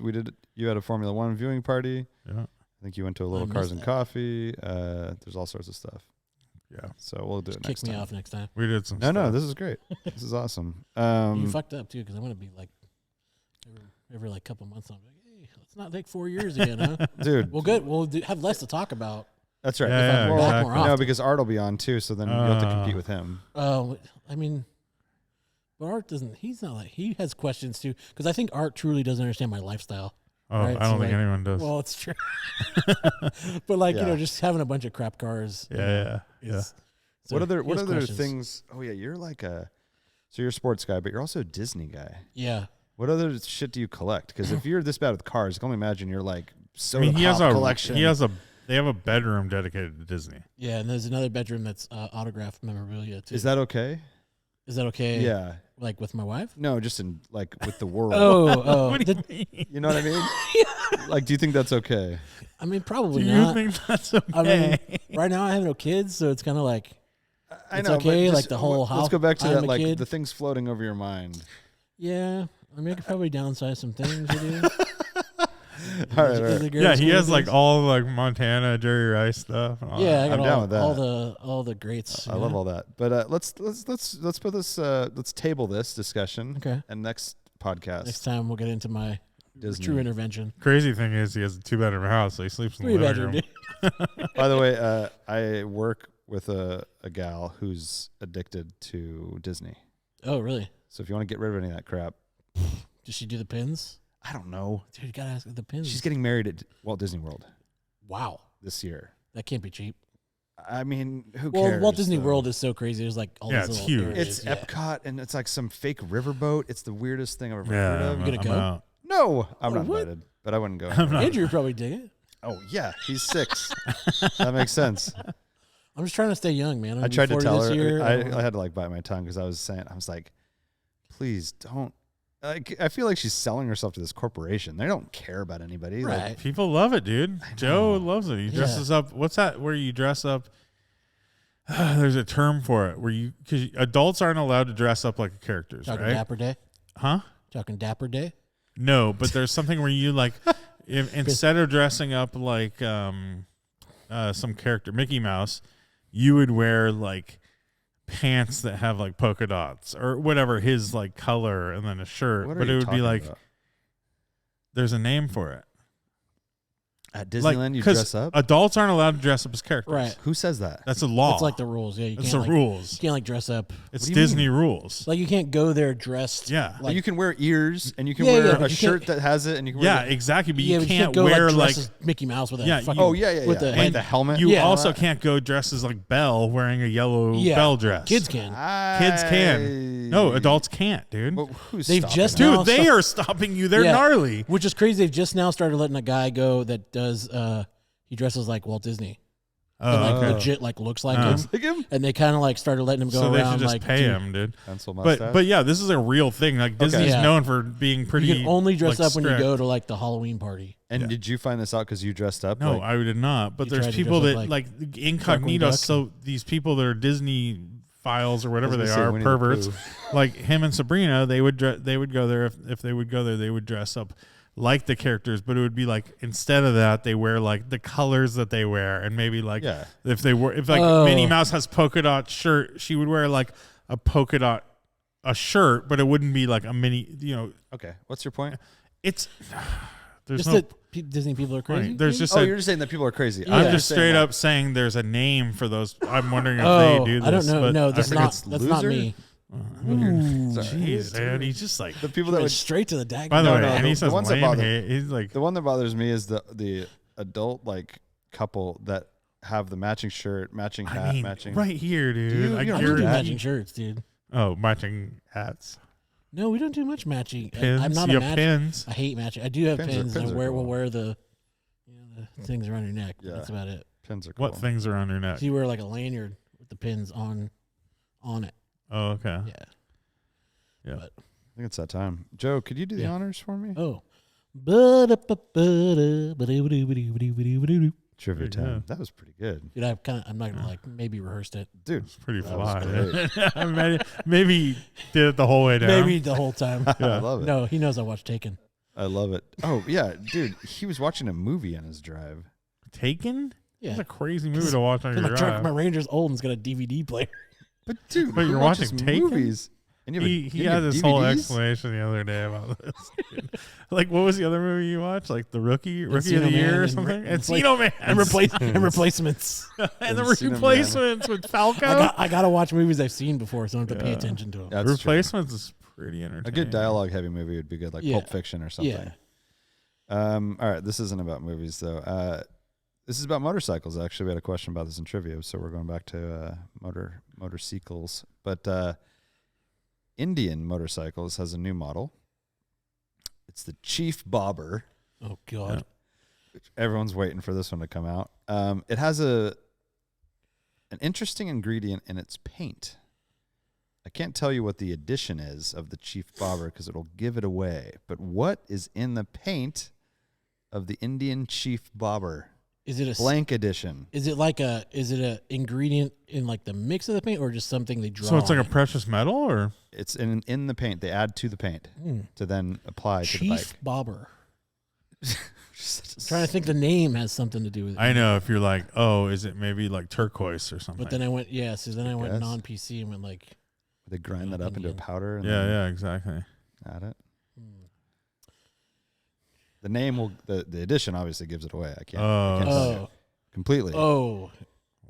Yeah. Silver. Well, I mean, I or feel like something. gold and silver is too like. It's And this too, is too he would, easy. yeah, he wouldn't It wouldn't be be like, a trivia it's question. a big deal, right? And Yeah. you guys know your Indian motorcycles, of course. So Yeah, this I'm is the seventh time. I think it's the seventh time that this company and Indian have collaborated on. a Oh, bike. so it's like a company. I was gonna Oh. guess like frankincense. So or it's like something. Pepsi or something. Very close. Ooh, Really? Closer than yes, that's close. So Coca-Cola? It Or is a they're- beverage. I'll give you that. A&W. It's not for children. Oh, Paps? Closer. Ooh, Budweiser. Closer. Coors. Think Rolling Rock. trashier. Molson Ice. Natty Ice. No, you guys are PG-13. Think rated R. Oh, wow. What? Rated R beer? Isn't all beer rated King R? Cobra. Maybe it's liquor. Oh. Colt 45. It's Hennessy. Hennessy. Sorry. Hennessy Indian. The Jack Daniels. Jack Yes. Daniels, old number 7. The 2023 Jack Daniels Indian Chief Bobber. They put old number 7 What in the the paint. That's gonna be good for longevity. Yeah, I mean it's waterboard paint, right? Unbelievable, right? So they've had the. What's it? It's just like alcohol is gonna like dissolve or like evaporate, right? I know, right? I don't know what is going on. What does that do? That's what I'm saying. Like, what is It's so dumb. This is just They brown? probably just put like a little drop, and they're like, "Oh yeah, we did it, guys." Yeah. By the way, they're making 177 of these. Like who out there? And it has Jack Daniels all over it, like Oh, of on the course. seat. Ew, It's it's like a Orange West County- Coast. It's like an Orange County shopper. It's like theme bike. exactly. built by a Orange- That's what factory. I was thinking, not West Coast. The fact that Indian still makes bikes. They made it's like a new company, or it's Harley, right? Or No, it's Who like it bought was their 'em? competitors. Oh, I don't know who makes it now. because remember they were like they died and then they came back. that would probably be a bike I would actually roll. Going back to that old question though, They're pretty it's like gaudy. it's like not a, but it's like not a hard like. It's I'd not have to know Harley. more It doesn't about have that. It doesn't have that. That's true, but they're stigma very, of the they're very- Harley. They make some cool little. Do they? And I This always one like- doesn't look terrible. I always It's like the old blacked school, out. the swoopy fenders where like covers half the wheel. It was kind of like that. Screaming Eagle. It's kind of like Art Deco-y. It is deco-y. All right. The 2023 IndyCar season is upon us. Lane, are you You excited? still have it?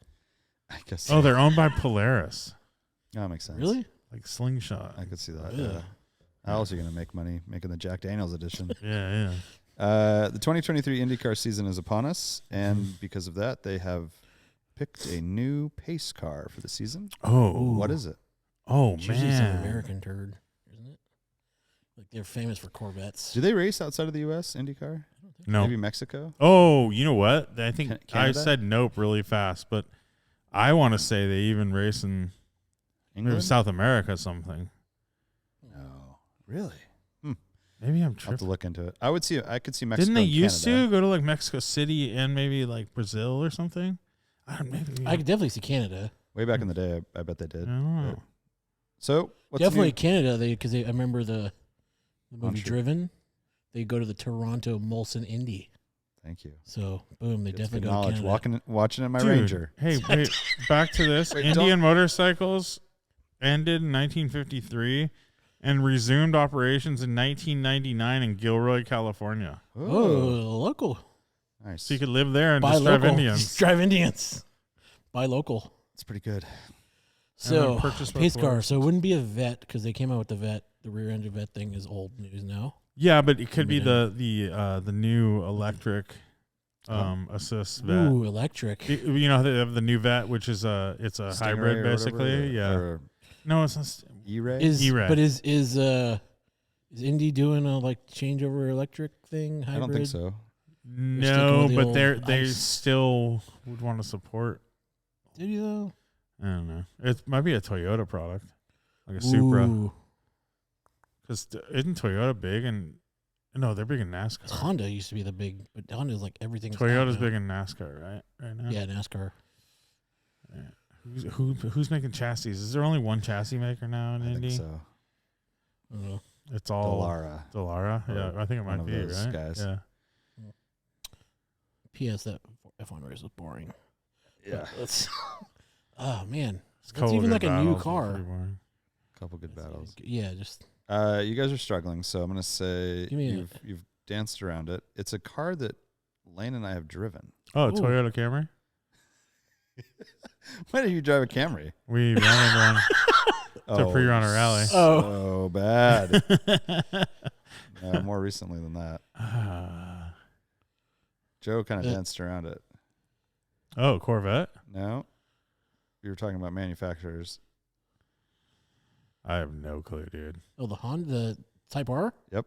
Wow. Honda Weird. Civic Type R. I guess Honda's big. So I and- thought Honda was pulling out of all racing. I weren't they? think they well, might. now they want to go back into F1. I think they too. might supply the Indy engines. Oh, Yeah. yeah, Or that's like why I half of remember them them or being a something. big Yeah. deal in Because you Indy. had said you're like Honda, maybe. Yeah. Yeah. Honda Civic Type R, and it has a special edition, which actually looks kind of cool. Like Indy edition? This is one that's the actual pace car, and it doesn't have many upgrades. It's got like better brakes and seats and stuff. Yeah. But like that's when you put in a bubble and you just Oh, put off to the side. Yeah, you know, but like For sure. Though, but how many people thought that at like the vets and all that Oh, stuff? I know. They're And all. worthless. Yeah, they're They worthless. did it as a 95 Mustang too. It's Yeah. like Like $155,000 Civic Type or Integra Type R is Dude, I what's just- happening. I don't know. That Integra is You have like to keep it for 25 years. Yeah, Good to go. and then In a maybe it's bubble. worth like the same The price you same paid inflation. for Well, it, dude, and did then, you see- or the same with inflation. Yeah, right? Did you guys see the sock motor? So the 427 Ford Oh motor yeah, for 140 Yeah, for an I don't engine. know. I don't know what that means. So the sock motor is a single overhead cam. no, I know what that 60s. means, but Yeah. like, why is it valuable? So it was like a rare racing engine that basically they threw in some cars Yeah. to be able to use it. and it was in never NASCAR. installed in the car, right? It This was, one? but Oh, it they was. had to. It was like, let's But make this 3 particular- of these so we can use it in NASCAR kind of thing. Like they put in Galaxies. and No, stuff. I'm saying this particular engine. Oh, this one is like NOS. It was a fresh. like Yeah. like Someone it sat sat in a it- NASCAR someone shop in the sat it in corner. their museum. But it's like, so somebody paid $140,000 for something they can't ever, like it's literally to sit on display in the back of in your museum. But people do that all the time. They buy cars for millions of dollars that will never be driven. And At just least you sit. could like start it and you listen But you to can't it. even do that. you You can't can't even drive do it. that with this. Like it's gonna Yeah, I leak know. like a But you- sieve. I mean, a lot of these cars are like that too because they haven't been running. Yeah. They have like a 10 miles on them, and they're from 1970, and you can't. You can't drive a Van Gogh. Yeah, that's true. It's true. That's podcast. See you Bye. next time. Thanks for listening. Come to Morning Motors. Later. Come South to City Rod and Customs South City Rod and on Custom. Instagram. Joe Come Polo to- 68. Come to All right, your boy. Charlotte Radwood at Hendrick Motorsports. Oh, dude, that sounds so and cool. Radwood at Circuit of the Americas. And Morning Motors on March 26th. I believe so. All right. Bye. See you. Yeah.